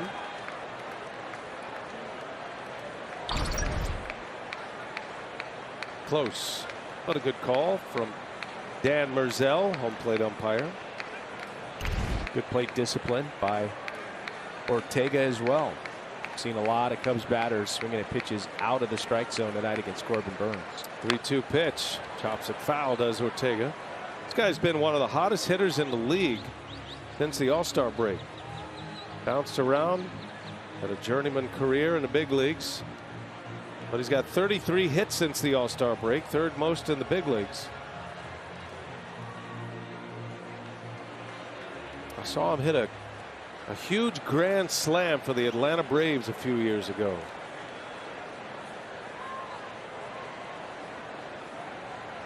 (3-2) the count on Rafael Ortega. And that's another K. Corbin Burns, 2 more strikeouts in the 6th. He has 13 punchouts now. That matches a season high. Will he go back out for the 7th? We'll see. 8-0 Brewers. 8-0 Brewers here in the 7th inning, and fans, it's time for tonight's Tavern of the Game winner, and the winner is Evergreen Country Club in Elkhorn. If the Tavern contact calls the Milwaukee Brewers by 10 a.m. tomorrow at 414-902-4300, they will receive 40 tickets to a Friday night game in the Miller Lite Beer Pit. This offer is courtesy of the Tavern League of Wisconsin and Miller Lite. What a night for the Brew Crew at Wrigley Field, Chicago. They lead at 8-0. Corbin Burns tying a major league record for consecutive Ks, 10 in a row. He's got 13 through 6.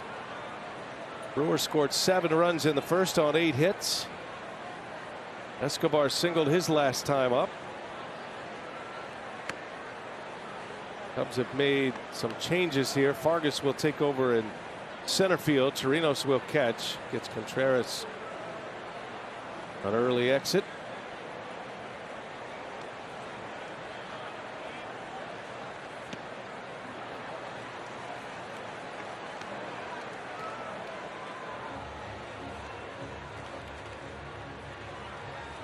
Brewers trying to make it 8 consecutive wins against the Cubs. A win tonight, they go to 7-2 at Wrigley. They go to 12-3 for the year. 12 out of 15 against the Cubs with 4 more to play. And Escobar strikes out. This guy's got some strikeout stuff himself. That's his 5th K.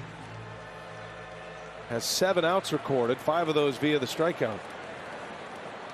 He has looked sharp, and perhaps they are evaluating Michael Rucker, the rookie, in a different way. His spot came up to hit last inning, and after throwing 2 consecutive innings out of the bullpen, most times teams down, they'll send a pinch hitter up there, but David Ross sent him up there to hit for himself, clearly wanting to get a longer look at the kid from the Pacific Northwest. And the Cubs are, unfortunately for Cubs fans, on their way to their 9th consecutive loss at Wrigley Field, something that they have not done since 2006. Had an overall 11-game losing streak. That's really what sent them into cellar mode. And now in a full rebuild. Team the market size of the Chicago Cubs. I don't think the Cubs should ever be in a full rebuild. The base hit by Narvaez. They got enough resources to not have to do that. And this is going to be their 2nd rebuild in the last 15 years. Got a championship though, 2016. It was certainly a monumental achievement. Tyrone Taylor steps in, 1 out of 3 tonight. Tyrone Taylor's on the Powerball home run leaderboard with 9. He entered this game for Avi Garcia, who is hitting the hand. That'll be something the Brewers will be paying attention to. I'm sure Avi will get a day off. Taylor hits one sharply to right and going to be caught by Dykeman for the 2nd out. Oh, driving the ball the other way when he stepped in to hit for Avi Garcia in the 1st inning. Quickly jumped on a pitch and hit it hard to right field. It's a great approach that Tyrone Taylor has going right now, even though wasn't rewarded for that good contact right there.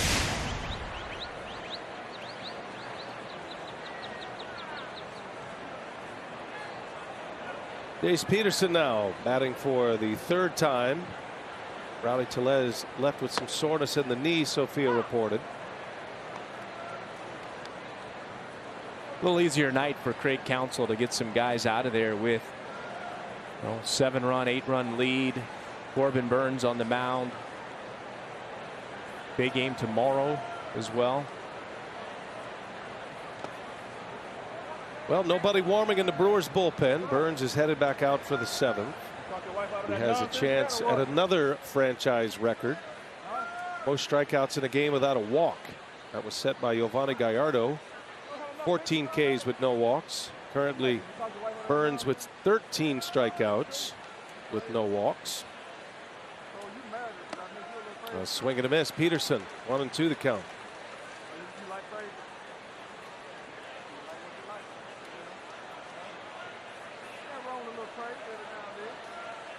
Listen to Lorenzo. I can hear him. I can hear him on the microphones. He's on deck. He's having a full-out conversation. How the kids doing? He's having a chat with everybody over there. There he is. There's a microphone situated right by there somewhere. It's like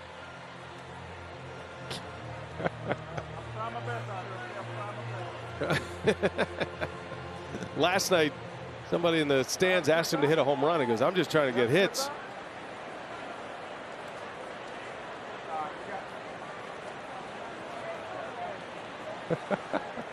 You don't love Lorenzo Cain. If you didn't love him before that, you got to love him after seeing that right there. This player keeps talking to us. He's right here. Willie Adames taking selfies. You feel like Lorenzo starts the conversation too. Like, look up, nachos? You went with nachos tonight? Oh, you see, you got that hot dog. How's that hot dog? Peterson pulls one, a fair ball down the line. On his way to 3rd goes Narvaez. Jace Peterson with his 2nd hit of the game. How does Andy Haynes feel right now, hitting coach for the Brewers? Just watching up and down the line. Brewers starters, guys coming in to pinch hit, guys stepping in a pinch, and just to a man giving quality at bats and just raking. 13 hits for the Brewers tonight. There's Andy.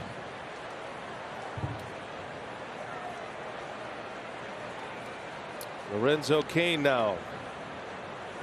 1 out of 3. Drove in 2 runs with a double in the first. Got 20 RBIs now.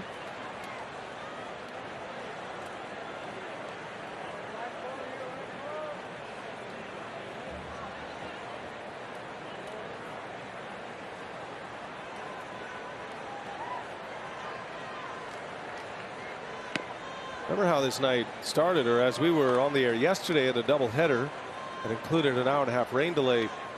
Brewers had a hole in their rotation. They've been in a 6-man rotation, but Eric Lauer and Adrian Hauser are on the COVID IL right now. But we were curious to see if the Brewers would put Burns and Woodruff on their regular rest, but I say regular rest, but they've not been pitching that way. They've been pitching in a 6-man rotation. So obviously Burns has known this would be possible. That would affect everything you do between starts, right? So yeah, while we didn't know in the public, I'm sure Burns did, and he's come out. He has been lights out tonight, pitching on 4 days of rest, pitching on a 5th day. And remember, on Monday, Freddie Peralta would have gotten his first start on 4 days rest. Bouncing ball gobbled up by Duffy, and the tag by Schwindel. Cain is out. Brewers get a couple of hits. 13 hits, 13 Ks for Burns. He's back out on the mound as we go to the 7th at Wrigley. Reset brought to you by Aurora Healthcare. 7-run outburst in the first inning. The Brewers had 8 hits, 3 extra base hits. Wong had 2 doubles in the first inning. And the Brewers jump on the board fast against Jake Arrieta here tonight. Corbin Burns then takes over the headlines, ties a major league record for consecutive strikeouts in a single game. 10 in a row he retired via the K. Sitting on 13 strikeouts now, and seeing he's doing it in a lot of different ways. The 10 consecutive strikeouts coming with his full repertoire. Well, we saw that from the first inning. His ability to throw a slider, curveball, changeup, those secondary pitches, really working quickly off of the fastball. A lot of times you see guys establish fastball a little bit longer, but just a great feel out of the hand. And that is StatCast, powered by Google Cloud. So Burns is not done yet. Still has a chance at another franchise record. Giovanni Gallardo has the record for 14 Ks with no walks in franchise history. The 13 Ks ties his career best, which came a couple of months ago. First ball swinging is Fargas. It's his first at bat. This is the spot that was originally occupied by Contreras. Contreras and Ortega are both taken out of the game. Ganeshri Fargas. It's a cool name. Burns has 4 3-pitch strikeouts. He's only been in 1 3-ball count tonight. And he hits with a strike on that one. He's only thrown consecutive balls 3 times tonight. I mean, the superlatives just jump off the page. Well, part of that's just being good, and then part of that's the help of the Cubs batters that swung a lot of pitches just like that one out of the zone. And Narvaez will secure it at first. It is strikeout number 14. Corbin Burns has matched a franchise record for strikeouts in a game without a walk. Joins Giovanni Gallardo.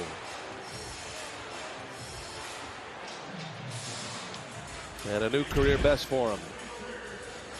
He has now struck out 3 in a row.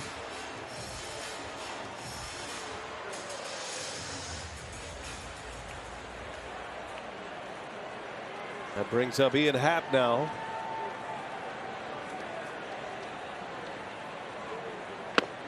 I've only been a part of a few games as a broadcaster when you just felt like the offense had no chance. Roy Halladay's no-hitter in the playoffs was one of those games. It's been one of those games tonight, even though the Cubs have 2 hits. I mean, they have been completely overmatched by Corbin Burnes in this game on all levels. Yeah, you feel like it's definitely one of the games. I'm sure there's been another one or two that David Ross has witnessed, but this one for sure, you feel the absence of Chris Bryant, Anthony Rizzo, Javier Baez. Happ sends one into left center field, slicing, and Yelich will make the call and the catch. Second out.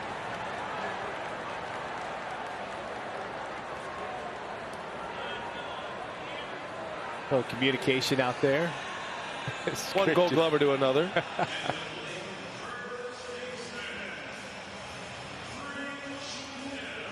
Two men are out here. 14 Ks for Burnes. So he set a Brewers franchise record for consecutive strikeouts. And tied the major league record, as we've said. Now he's got a chance at the most Ks without a walk in a single game. I'm just curious to know how long that counsel will let him ride here. The pitch count's in great shape. That was just pitch number 75. Bullpen is certainly beat up a little bit on a hot night at Wrigley Field. Yeah, and with a day game tomorrow, quick turnaround, and such an efficient pitch count tonight for Corbin Burnes. Maybe he's able to complete 8 innings. Right off the end of the bat, Burnes will shovel it to first, and a 3-up, 3-down inning in the 7th. He's still rolling. 14 Ks. He's got a shutout through 7 on a 2-hitter. Top of the 8th, and it's an 8-0 lead. Brewers over the Cubs, and fans, the battle for the NL Central is heating up. Make sure you're here when the crew hosts the rival Reds for 3 can't-miss games. Tuesday, August 24th through Thursday, the 26th. The action includes a kids and seniors discount day on Thursday. Get your tickets at brewers.com. Witnessing a little history tonight at Wrigley Field, Chicago. Corbin Burnes stealing the headlines, and the Brewers lead at 8-0. Burnes has a bat in his hand. He's going to lead off this 8th inning. Would lead you to believe he's going back out. Nobody in the Brewer bullpen. Rex Brothers is on the mound for Chicago. Saw him yesterday. Yeah, appearance number 45 for Brothers, 3-2 with a 4.93 ERA, 63 strikeouts in just 42 innings of work. He is a strikeout machine, over 13 strikeouts per 9 innings. This is a guy that he has been around. 9th season in the major leagues. Bulk of it spent in Colorado, a couple years in Atlanta, and the past 2 seasons on the north side of Chicago. Not often a starting pitcher gets 4 at-bats these days. Burnes is 0 for 3. He's all smiles. So he struck out 14, and he has struck out at the plate twice. He has personally been a part of 14 strikeouts.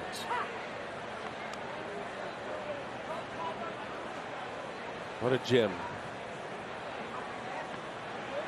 He has fully entered into the Cy Young conversation now with a game like this.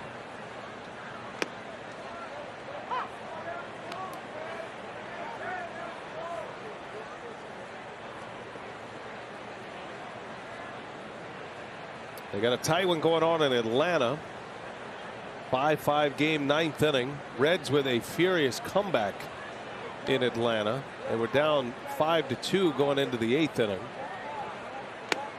Braves batting in the bottom of the 9th, and Burnes strikes out. Continues the theme as Brothers picks up a K to start the 8th. Time for a word from the Home Depot. Avoid extra innings when you buy online and pick up orders at the Home Depot store nearest you. Thousands of products ready in hours. Top of the order here is Colt Wong now with 1 away. Had 2 doubles in the first inning. He's 2 for 4. Drove in a run with a double. his second at bat of the first inning. 7-run, 8-hit first for Milwaukee, their biggest first inning of the year.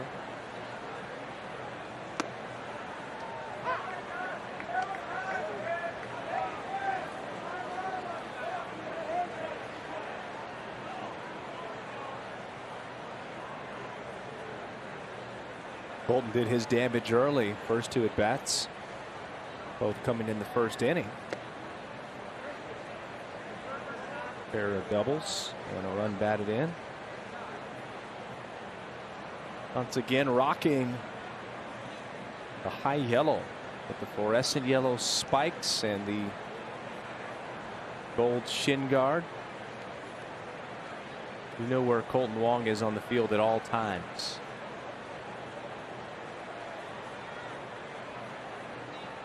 Proud Hawaiian. Represents well. What would have been your color choice had you been allowed? Because that was frowned upon back in your day. Yeah, you had to really keep it uniform in terms of the team colors, and it was really only black, maybe blue, and white. If you played for the A's?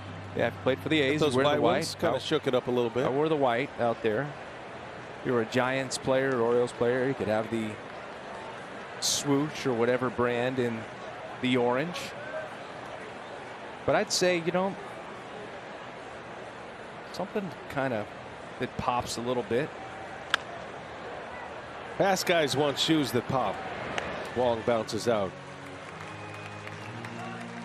Yeah, you want to look fresh as you are running up the line or around the bases or stealing a bag. I remember I used to wear the Ken Griffey's. You had the Ken Griffey and the Kenny Loftons. That was pretty cool. But again, those were still straight. They were just, you know, kind of black and silver, black and gray. Not all the options that we see today. I mean, you have guys that have artwork all over their feet. Did you see the shoes that Vladimir Guerrero Jr. is wearing in the series against the Angels with the tribute to Kobe Bryant? I did not. Oh, beautiful. Man. Like artistic drawing all over them. Yeah. I see a lot of that in the NBA as well. Brothers misses high to Yelich. Missed badly. I'm all for it. I love the personalization.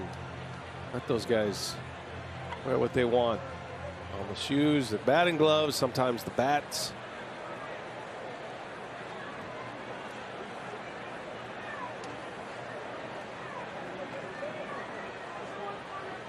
Two outs, 8th inning.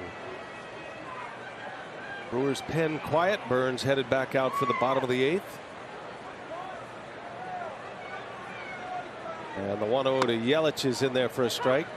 Been on twice tonight. Yelich, he scored 2 runs. Drove in a run with a single in the first.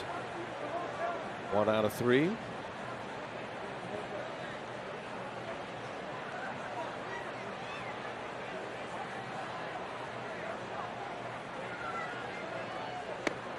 And that one's in there. Brewers have a 7-game lead in the Central Division over the Reds.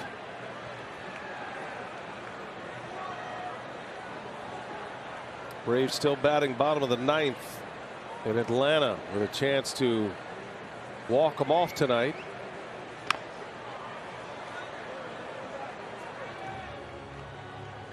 Braves are right back in their own race. Yeah, how about that? But NL East is a jumble right now. You got the Phillies up a game on Atlanta. The Mets are a game and a half back. Phillies ran into the Dodgers the last 2 days. Dodgers won last night. Dodgers lead the Phillies 3-2 tonight in the 6th inning.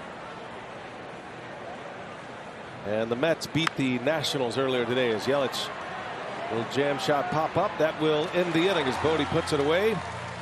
All eyes on Corbin Burns. He's back out for the bottom of the 8th inning. 14 Ks. He's got a 2-hit shutout.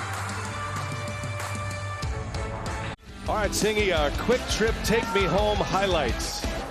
Corbin Burns, of course, after the Brewers score 7 in the first, it has been the Corbin Burns show at Wrigley Field tonight. Slider, curveball, changeup, cutter.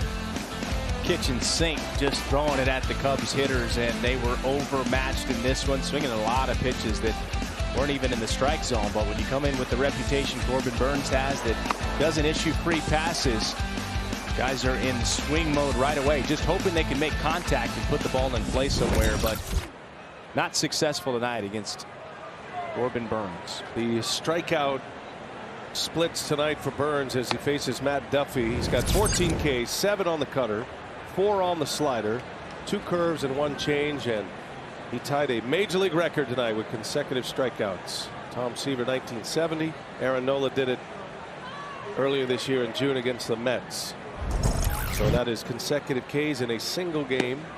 Seaver struck out 10 in a row to finish his game in 1970. Burnes has a franchise record, of course, for consecutive Ks in a game, and he is a strikeout away from setting a new Brewer record for most strikeouts in a game without a walk. He's currently tied for that record with Giovanni Gallardo. And he's only thrown 80 pitches to get there. Normally, high strikeout games are also high pitch count games. Yeah, assuming this is his last inning, could finish this one feeling really fresh with some great numbers and a Brewers W. 2 balls and a strike on Duffy, and that one is fouled away late on that cut fastball. Remarkably, all of those pitches he's thrown tonight, 81. Burnes has 26 whiffs, swings and misses. A whiff rate off the chart. Just don't see that with major league hitters at that volume. 2-2 the count, and Duffy right to Wong for the out. Duffy had the second hit of the game. There's only been 2 hits allowed by Burnes. Ortega and Duffy. Man, by far Duffy's had the best approach. He's had a good inside out type of swing, which, you know, really when you combine what that approach is mentally and then with mechanics, you're tracking the ball, you're making sure you have pitch recognition, you're allowing it to travel, and with that said, you've got a better chance of making contact. You saw a lot of Cubs batters tonight. They were swinging out of the hand. They never got pitch recognition and were swinging at pitches they couldn't even reach.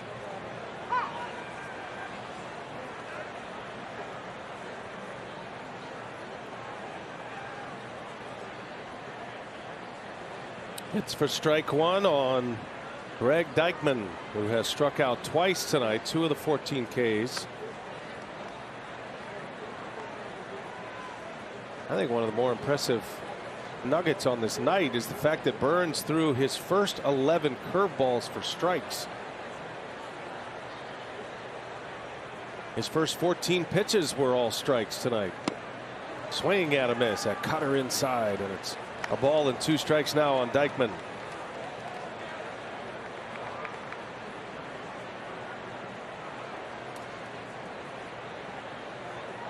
Burnes had a 13 strikeout game with no walks in June. Looking for number 15 here tonight. 1-2, and that one's outside. 2 balls, 2 strikes.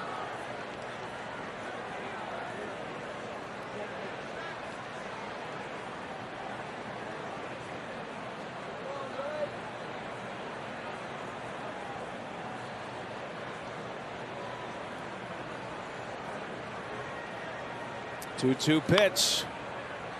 Stays alive. It's just a tough pitch. Former left-handed hitter, I'm just feeling for these guys on that side of the plate tonight against Corbin Burnes with a good fastball, with the cut fastball in there. Normally a pitch you're looking to turn on it, but with the way that Corbin Burnes attacks, it's a little more defensive than anything else. That was a changeup from Burnes. Does have a strikeout on that changeup. He's got all of his pitches going tonight. His fastball's hit 99.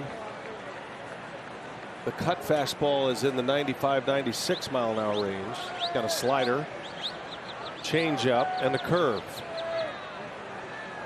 See what he goes with here. 2 balls, 2 strikes. On the ground, up the middle. Adames makes a play, and a nice play at that for out number 2. And now Burns has retired 10 consecutive batters after giving up a hit to Duffy in the 5th. See the smiles there, Colton Wong and Willie Adames. And Colton ducks down. He's trying to get out of the way of Willie so he can complete that play. I don't know if there's anybody in major leagues that seems to have more fun playing the game than Willie Adames. Yeah, he and Lorenzo Cain would be at the top of the list. Burns misses with a curveball to David Bodie. Bodie had the closest thing to ending the shutout tonight. Hit a drive to right field. Tyrone Taylor made a great catch right before he crashed up against the wall. Curveball lands. 1-1 the count.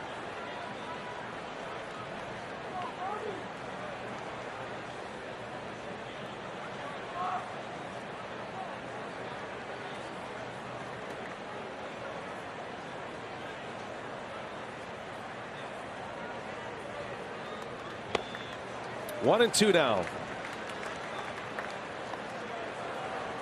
He's been ahead of just about every hitter. Been a 1-3 ball count.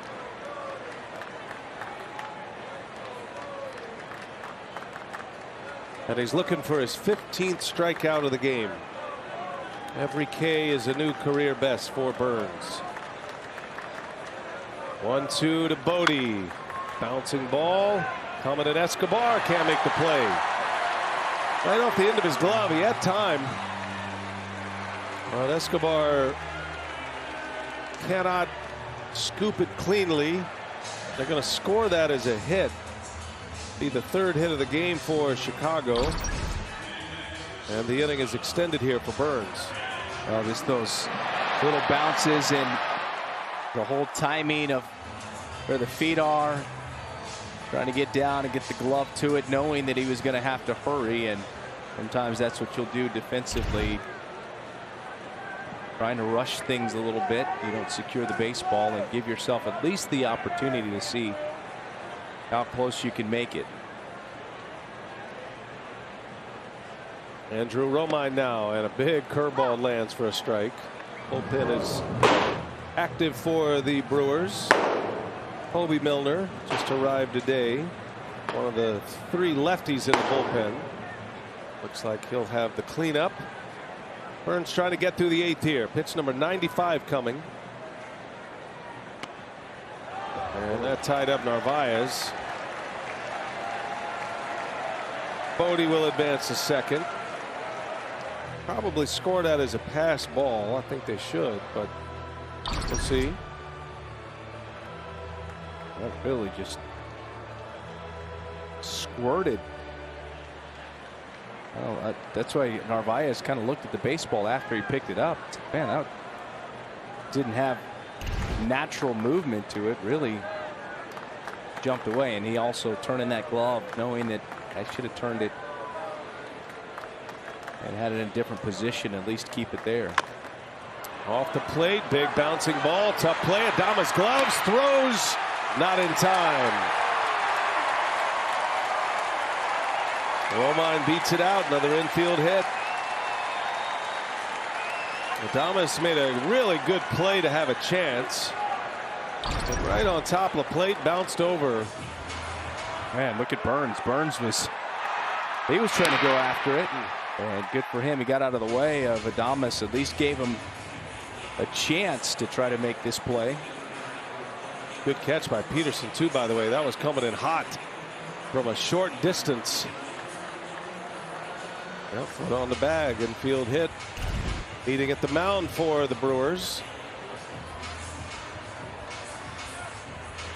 Burns trying to fight his way through this 8th inning. Sergio Alcantara will pinch hit.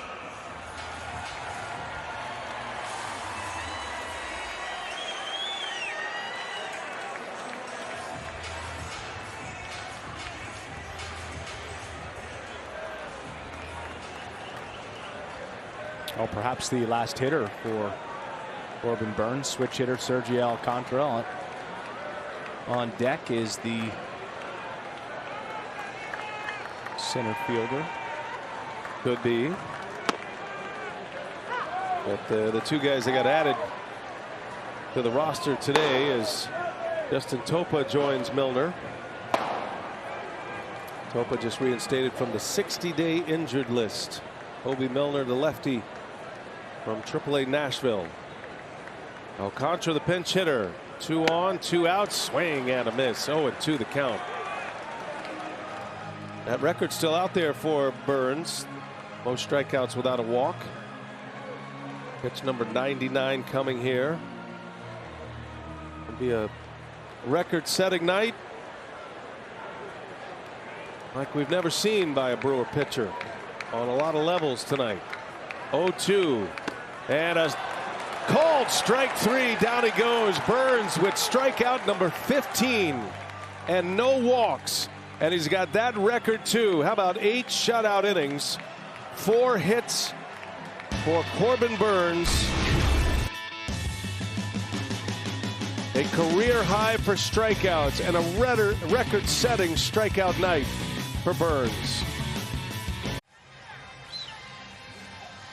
Back at Wrigley Field, a historic performance for Corbin Burns. What a night. An 8-0 lead for the Brewers, but for Corbin Burns, 15 strikeouts, no walks, just 4 hits allowed. Incredible performance. And the Brewers Community Foundation will host its annual online ultimate auction August 11th through 25th. You can visit brewers.com/BCF auction to bid on a number of premier items and experiences in BCF's ultimate auction, as well as to purchase unique fan packs at a variety of price levels. The ultimate auction is presented by the Brewers Community Foundation's Leadership Council. All right, Sophia, thank you for that. That is going to be a fun interview. The Brewers can put 3 more outs on the board and win another game at Wrigley Field. Corbin Burns establishing multiple records, both franchise and major league records. And it'll be Adames who gave him that big embrace in the dugout. He'll start it for Milwaukee in this 9th inning. Cody Hoyer is on the mound for the first time in this series. 45th appearance of the season for Cody Hoyer. And some of that was spent on the south side of town with Chicago White Sox. 40 appearances with the White Sox, 4 appearances coming into this one with the Cubs. 4th pitcher used by David Ross. Jake Arrieta started, went 4 innings, gave up 8 earned runs. Michael Rucker was impressive in 3 scoreless innings. He struck out 5. Lex Brothers a scoreless 8th inning, and now it's Hoyer for the 9th. Burns' night is done. So Hobie Milner loosening in the Milwaukee pen.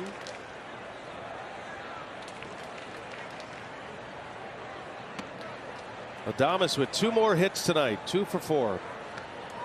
Singleton scored in the first, had a double in the second. We're talking about guys on the IL. Nick Madrigal, who was acquired in trade with the Chicago White Sox. He'll be the Cubs' second baseman next year. Got a torn hamstring. This guy here, Cody Hoyer, part of that trade that sent Craig Kimbrell to the White Sox.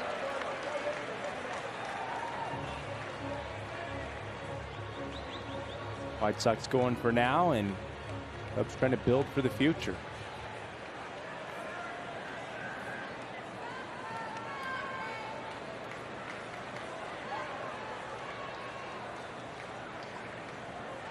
Adames takes a ball low, little changeup misses.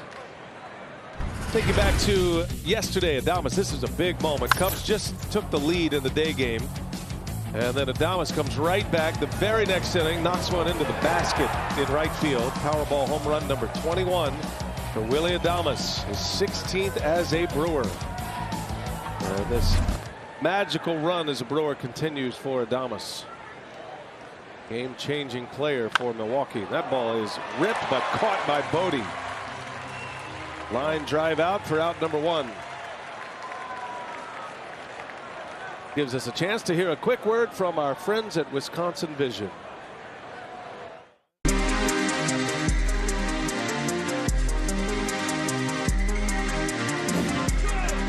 Wisconsin Vision. See more life. Here is Eduardo Escobar. That line drive, by the way, off the bat of Adames, 103.4 miles per hour. Seeing it well. Made a bid at his third hit. Escobar a swing and a miss. He's got a hit tonight, 1 for 4. We'll do it again tomorrow. Singy will be here. I think you coming back tomorrow. Coming back for the day game. Sleep here. If you commit to letting me sleep on your couch tomorrow night. Nah. The couch is only good for the dog at my house. You and Tim Dillard on the couch tour in Milwaukee. Nice barehand pickup. Escobar runs well. No chance to throw him out. Infield hit. He's turned it into a 2-hit game. By the way, I think we made an appearance on a Tim Dillard video. We did. Twitter is about to break right now. What was the scene? All I was told was sit there and make a this face, and he showed me, and I don't really know what I signed off on, so I'm a little concerned. It's a little spoof on The Office.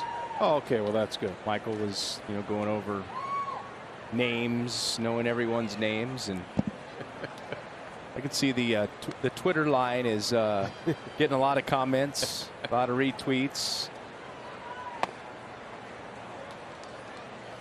Tim Dillard and Dario Melendez in the ballpark tonight in Milwaukee.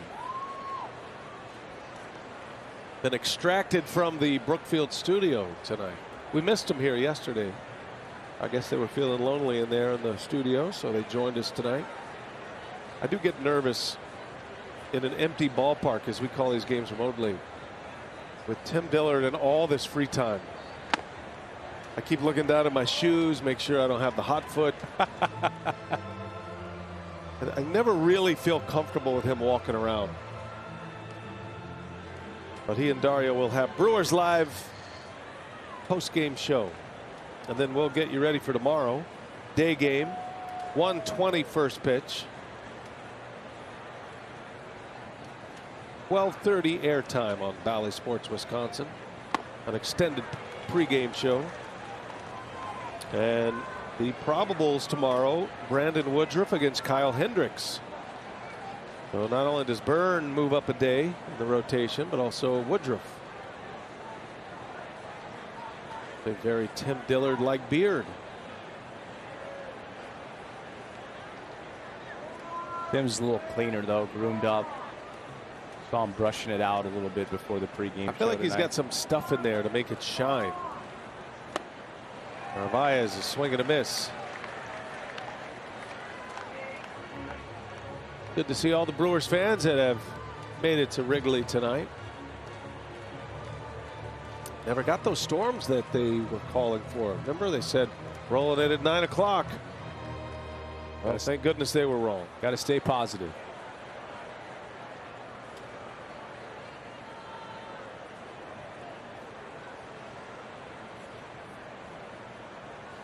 Two and two the count.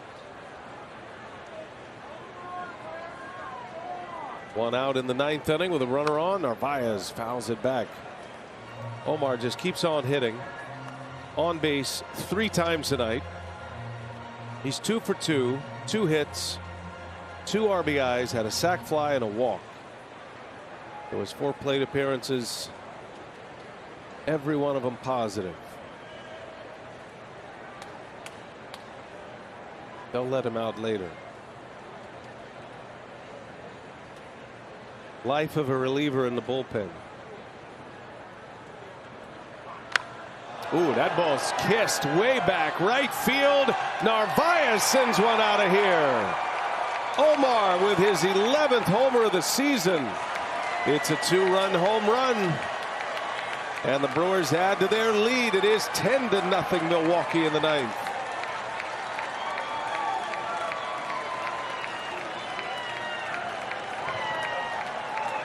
Oh, Hoyer tried to sneak that tailing fastball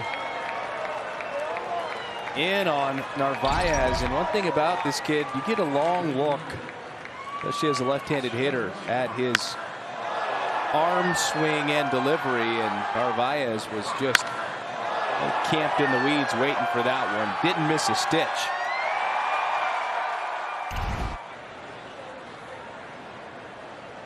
Narvaez with his 3rd hit of the game gives him a 4 RBI night as Tyrone Taylor takes a strike.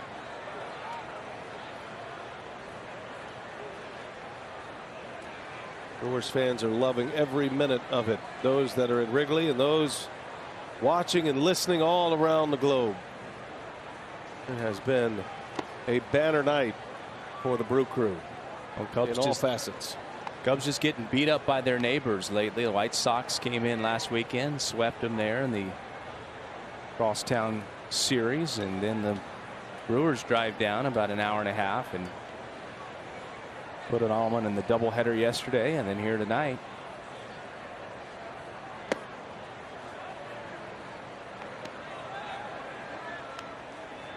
Brewers are going to go to 12-3 against the Cubs this year. It'll be their 8th straight win against Chicago, 7-2 at Wrigley.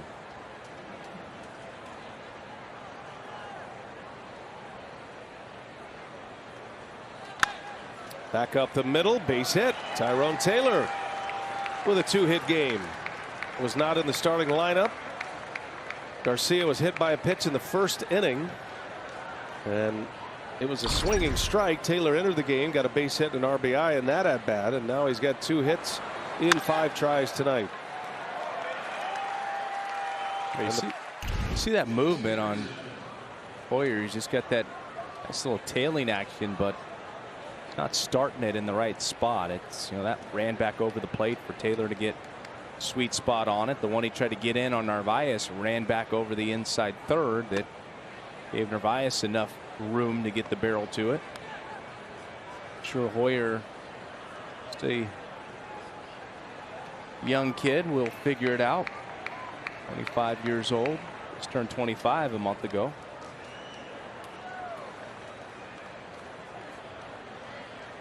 10-0 Brewers as Peterson with a swing and a miss.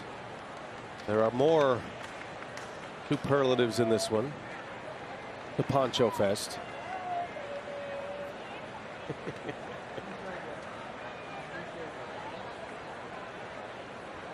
Brewers have never shut out the Cubs by 10 runs or more, so this would be something that's never happened in this rivalry, as Peterson is hit by a pitch. Back foot slider was just that, and Peterson is aboard, and the inning continues. Still just 1 out. And on the toe.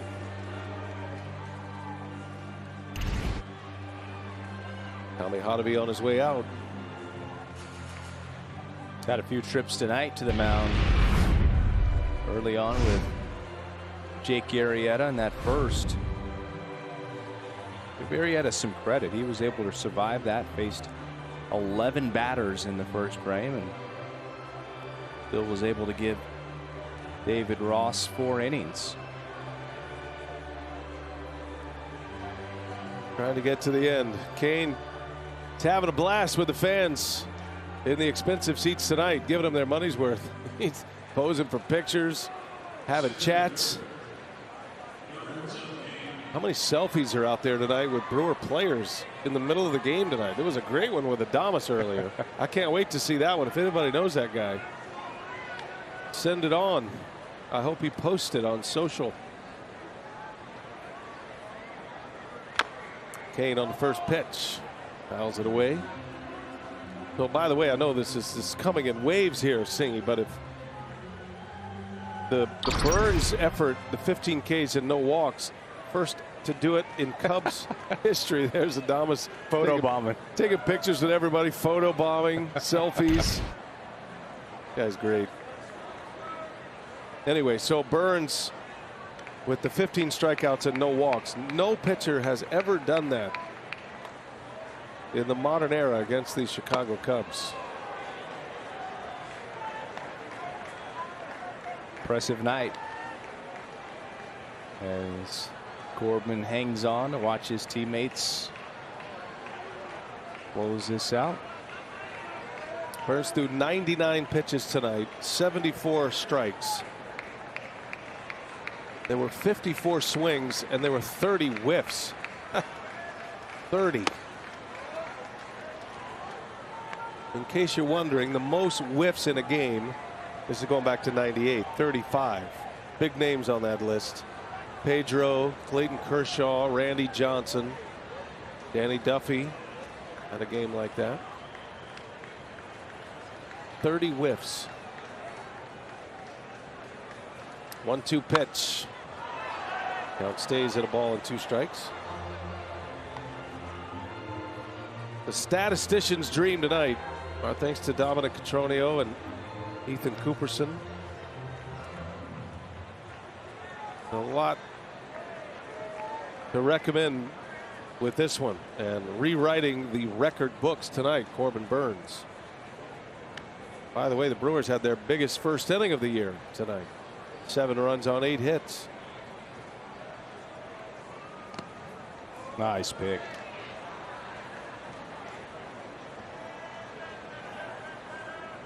Carrinos with the pick. There's Ethan sitting behind Boog Shambi. Got a big yawn on right now. Good timing. Ethan's our buddy. We all work together here. They're not quite having as much fun as we are. We're having a good time.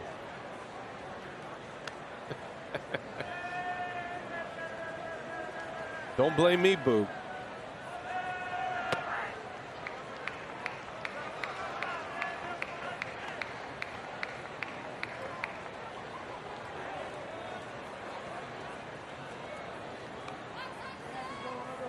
I'm just honored Boog is sharing Chris Singleton with us this year.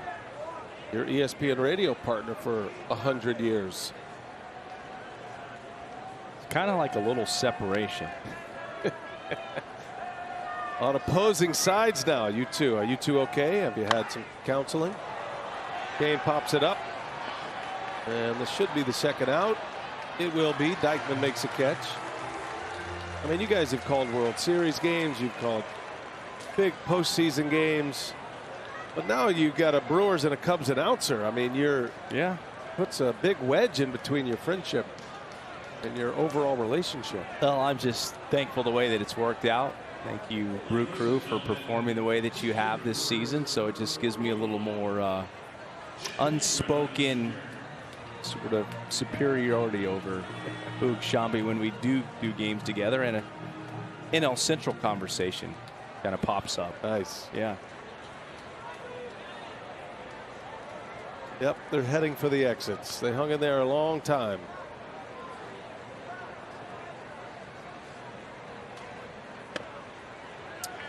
Singy's been great about weather updates from our current location of American Family Field. What do you have for us right now? Well, it's coming down, folks, and the tarp is not on the field here.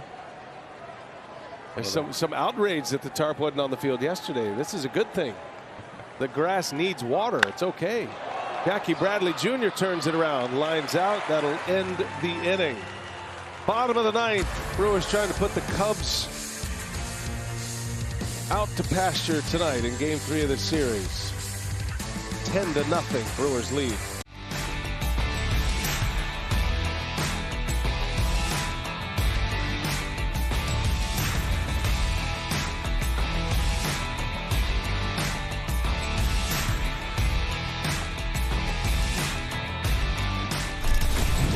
What a night. Brewers score 7 in the first.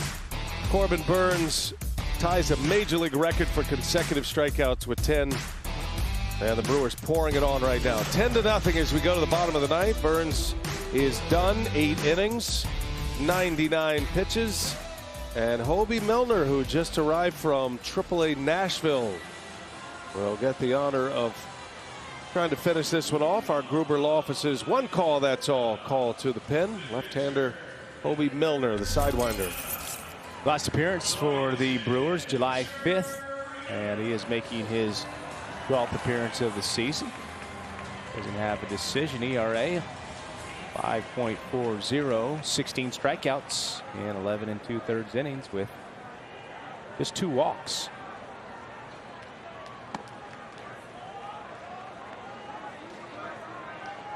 Jackie Bradley Jr. will stay into play center field after his pinch hit appearance, lining out. Kane is out, and a strike in there. 1 ball, 1 strike to count. Robinson Chirinos with his first at bat.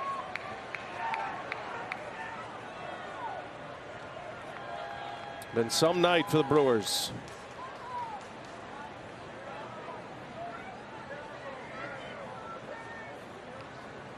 The Reds and the Braves are still playing. They've been able to post zeros with the extra inning runner rules. The game still tied at 5 in the 11th. Wow. Braves threatened in the bottom of the 9th. Reds got out of that. And then a couple of zeros in the 10th.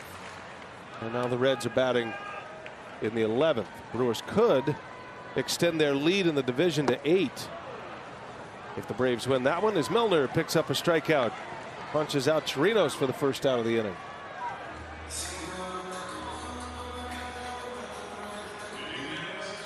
Brewers are embarking on a long road trip, 3-city road trip.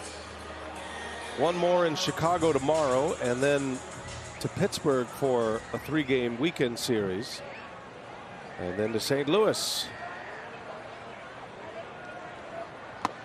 Brewers do have an off day Monday.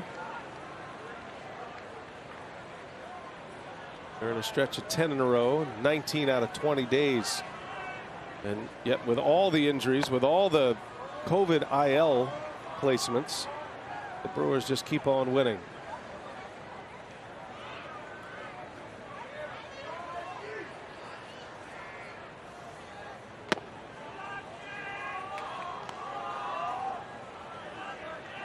By the way, did you see the Red Sox put a 20 spot on the Rays tonight? Did they really? 20-8. And Tampa Bay scored 7 runs in the 9th inning. It was 20-1 going into the top of the 9th inning. Boston hung on to win. 20-8. Much needed win for the Red Sox. In the air, Fargas. Jackie Bradley Jr. drifting back. He'll make the play for the out. 2 gone in the 9th. Yeah, they were slipping behind the Rays now within 4 games of the AL East. Big win for the Red Sox. Brewers looking for another big win here to clinch the series with a win tonight and have the opportunity for the sweep tomorrow afternoon. So 2 outs. Here is Ian Happ. And on the first pitch, a pop-up. Wind is blowing, not easy. It's going to be Taylor who makes a catch, and that'll end the ball game. And what a game it was. Historic night at Wrigley for the Milwaukee Brewers. They shut out the Cubs 10-0. Corbin Burnes matches a major league record for consecutive strikeouts, and the Brewers win their 3rd consecutive game in this series, and they make it 8 straight against the Chicago Cubs. What a night singing. Corbin Burnes just electric from the very first inning, which surprisingly for how things turned out, didn't have a strikeout in that first inning and then went on the tear, finished with 15 of them. And the offense of this club, no home runs in this one, but guys were just, man to a man, putting the ball in play, finding holes, hitting some balls hard, and just keeping the line moving. Sent 11 men to the plate in the first inning. Been a good past couple of days for the Brew Crew. Going for the high fives tonight at Wrigley Field. Craig Counsell and the Brewers to 69-46 on the year. Got one more to go against the Cubs tomorrow. Brewers Live coming your way next. Dario and Tim will break it all down. They're going to have a busy show.